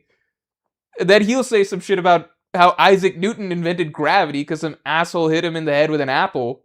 And then Sylvia will be like, see, well, this is more of a slasher movie than a fucking horror movie or like a mafia movie or something like that. Like, they're all gonna contribute something dumb, and Tony will be like, you guys are being stupid. How can you think this or this or this? And it's like, it just, the idiocy just bounces around, and it's like Tweedledee and Tweedledum just talking to each other all around, you know? Like, if you got a scene like with Walt and Jesse, it's comedy gold. There's so many Walt and Jesse scenes that are comedy gold, but a lot of it is like Walt telling Jesse how much of an idiot you are. If you've got like Saul in some scene with other characters, then he's like probably like rattling off some really funny lines for sure, right? But the people around him are also normal people that he's bouncing off. So like Saul's the real source of comedy, right? Like the stuff he's saying, right? But if you watch a scene of The Sopranos and just all of its main characters, it's just like everyone's a fucking clown. So it's just watching clowns talk to each other as clowns, except they're fucking violent clowns that do violent things and pull off violent schemes that are kind of, you know, like, things will go wrong in their schemes, or they're not account for something, or they fuck up in some like really simple and amateurish way, you know? It's just funny. I think that's why The Sopranos is just easy to, I almost viewed it more like a dark comedy than anything, even though it's not a dark comedy. It's not, but it's just like, yeah. Anyway, so what are people saying? What do I watch? I'm not watching Lost just because I've heard things about the ending that are not enjoyable. I'm talking about Dark, the TV series. Severance, I'm not ever getting back into Severance. We watched season 1 of Severance, loved it, started season 2, got a bit of a way into season 2, and I think I clocked Severance after a little bit of season 2. Maybe it's a really good show as it continues or whatever, but I do not like shows that you need to convince me that you have the answers to all of the mysteries that you're posing, okay? Because it is, I'm not going to say it's easy, right? Like, it's not like anyone can just sit down and become and write a very successful TV show. I'm not saying that, right? But it is a lot easier to come up with a really cool premise, like Severance did, and then introduce a million question marks and more confusing things, like, why are there these fucking goats over here? Why are they showing these artworks here, these artworks here? What's the history? Like, what's going on here? What actually happened in the past? Like, what's going on with the neighbor lady? Like, mystery after mystery after mystery after mystery in season 1, right? So many mysteries open up. It's just got you hooked. It's got you hooked. Everything is designed to, like, hook you into the next episode and the next episode and the next episode, and your brain's just like, where's it all going, right? And then season 2 starts, And season 2 essentially does not answer any. I'm not saying give all the answers right away, right? But season 2, you drop back into it. It's made apparent that a lot of the story and plot of season 1 that everything was driving towards didn't actually have much long-term lasting impact, so you were kind of tricked into watching the next season, right? Even though a lot of the season 1 finale didn't actually do that much, even though you were made to feel like it's a big deal in the moment, right? But then the bigger thing is that as season 2 progresses, it's like, here are more questions. Here are more mysteries, more mysteries, more mysteries, right? To me, you can't do that. You lose me as a viewer once I feel like I'm in a show where it is more interested in creating more mysteries rather than giving hints that it has a clear direction that everything is going towards that's going to be really satisfying. Because to me, it's the equivalent of promising, right? And it's easy to make lots of promises. Like, you could take a random person who's watching Severance, throw them into the writer's room and be like, write something else that's really, like, a really strange, unexplainable aspect of Lumen into the show that keeps viewers guessing, right? Write something else in, write another one. And I'm sure they could have come up with something good, right? The hard part is making everything come together. Severance, I dropped it when I stopped feeling convinced that it's all going to lead to something that's really, really brilliant, that ties everything together. Because the more and more you spread out the web, right, to make it all worth your viewers' while, it needs to come together in a way that feels very satisfying and ingenious. Like you have this whole vision that you've taken viewers along on. Not like you're just trying to get another season of your show greenlit to be produced, okay? So for me, a lot of it was basically, a lot of what was built up in season 1 was more of a firecracker rather than an explosion, as it turned out in the end, which led me to question their actual long-term vision, right? Did they just want to have a really cool finale for season 1? Did they have a clear idea of how it's all going to go into season 2? Right? That made me start to question things, but I kept with it. And then as season 2 progressed, I was kind of like, it's introducing more and more questions. It has not answered a single thing from season 1. You need to answer at least, if you pose 50 mysteries to get the viewer to watch the next season, you need to show that you've got some things that you're leading towards in the next season. You can't just drop another batch of 50 mysteries, okay? That's my point of view. I've walked down enough shows where, and like manga and things like that, where I'm like, it's easy to sell you on like having some sort of brilliant answers to all the mysteries down the line. And they sell you and they sell you and they sell you. And then at the end of the day, they don't go anywhere. And it's like, well, it was a fun ride though, wasn't it? It's like, bullshit. You sold me on the mysteries. You need to have some answers to the mysteries, you know? That's what I've kind of heard that Lost has been like. That's what a lot of people's experience was with Lost. A lot of really interesting mysteries, not a satisfying conclusion. I'm not going to do that with Severance. If Severance concludes and people are like, brilliant ending, it all came together perfectly, then I would probably pick the show back up, but not right now. Anyway. Anders says, are you sure you're not talking about One Piece, LMAO? One Piece is different because with One Piece, legitimately, the further and further you go in the show, the series, it opens up a lot more mysteries. But at the same time, it connects dots in ways that it's like, oh my god, this mystery from way back then actually connects to what we're realizing right here. So it does spread out quite a bit, but it is constantly giving you reassurances at some points where it's like, oh my god, this thing that we didn't understand right here is finally answered right here. And it often opens up another mystery. So that's the thing. There's a difference between like lots of mysteries, then getting answers that open up more mysteries, right? That's one thing. That's not what Severance was doing.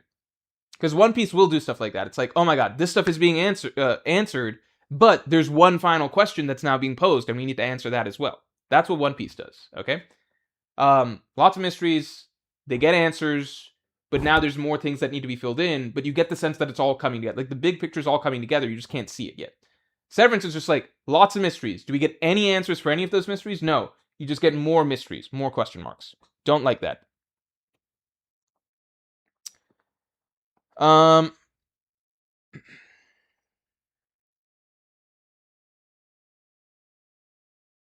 The Dream Sama, thanks for being a member for 12 months. Spider-Man Noir was a fun watch. I've heard good things about that. I might watch that. Mad Men and Succession have great comedy too. I've heard good things about Succession. Heard good things about Succession. Maybe we could watch this. Maybe we could watch that. Um, Mad Men is funny. I wouldn't say it's like peak comedy. It's like it's got funny moments, like some funny characters, like like Pete and stuff like that.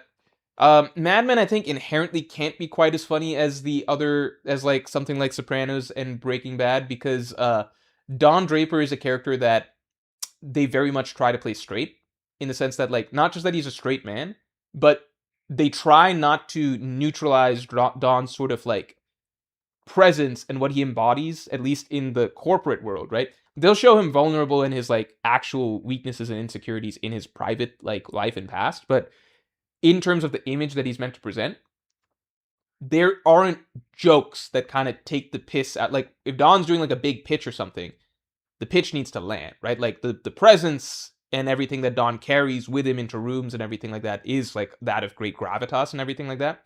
So you can compare to someone like Walt, right? Walt is also a serious character. He's not like a jokey character, right?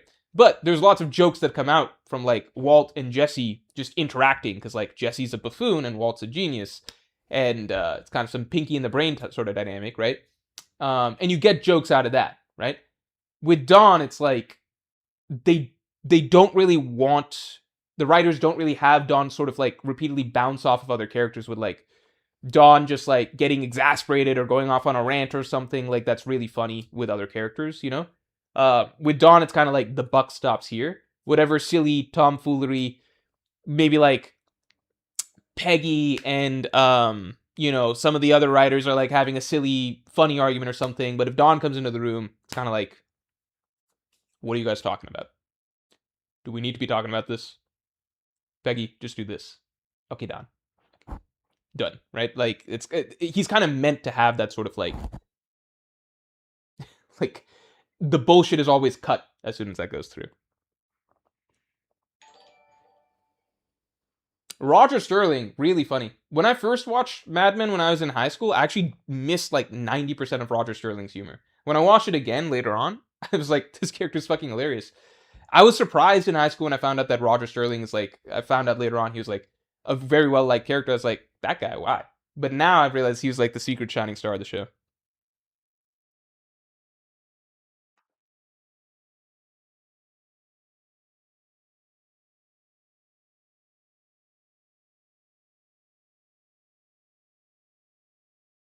Just read Usugui, unironically top 3 intellectual manga. Starts off slow but scales exponentially. I promise I've got that on the list. I promise I've got that. All right, everybody. I am super hungry. I'm super hungry. Thank you all for tuning in after a bit, you know. We really only missed one stream, if you think about it. But thank you all for tuning in. I really, really appreciated all of the support over the course of this stream, of course. This meant a lot. This felt really good to come back. Just, I don't know. It felt good. I really can't say anything else. I appreciate the support. I appreciate every one of you who comes through the streams, watches the videos, everything. I don't have much more to say. It's not like the channel was lost for that long of a period of time, but it felt like a minute. And yeah, thank you all for coming through. Yeah, everything will be back to normal from here on. Again, I don't know if I'll be releasing a video immediately, just because I think it might be better to like do a bit more of an elaborate video to come out next week rather than push to get one out just for the algorithm for this week. But I'll see. I might just work a late night or something like that. We'll see. But yeah, thank you all for coming through. I hope you enjoyed the stream. I hope you enjoyed the channel in general.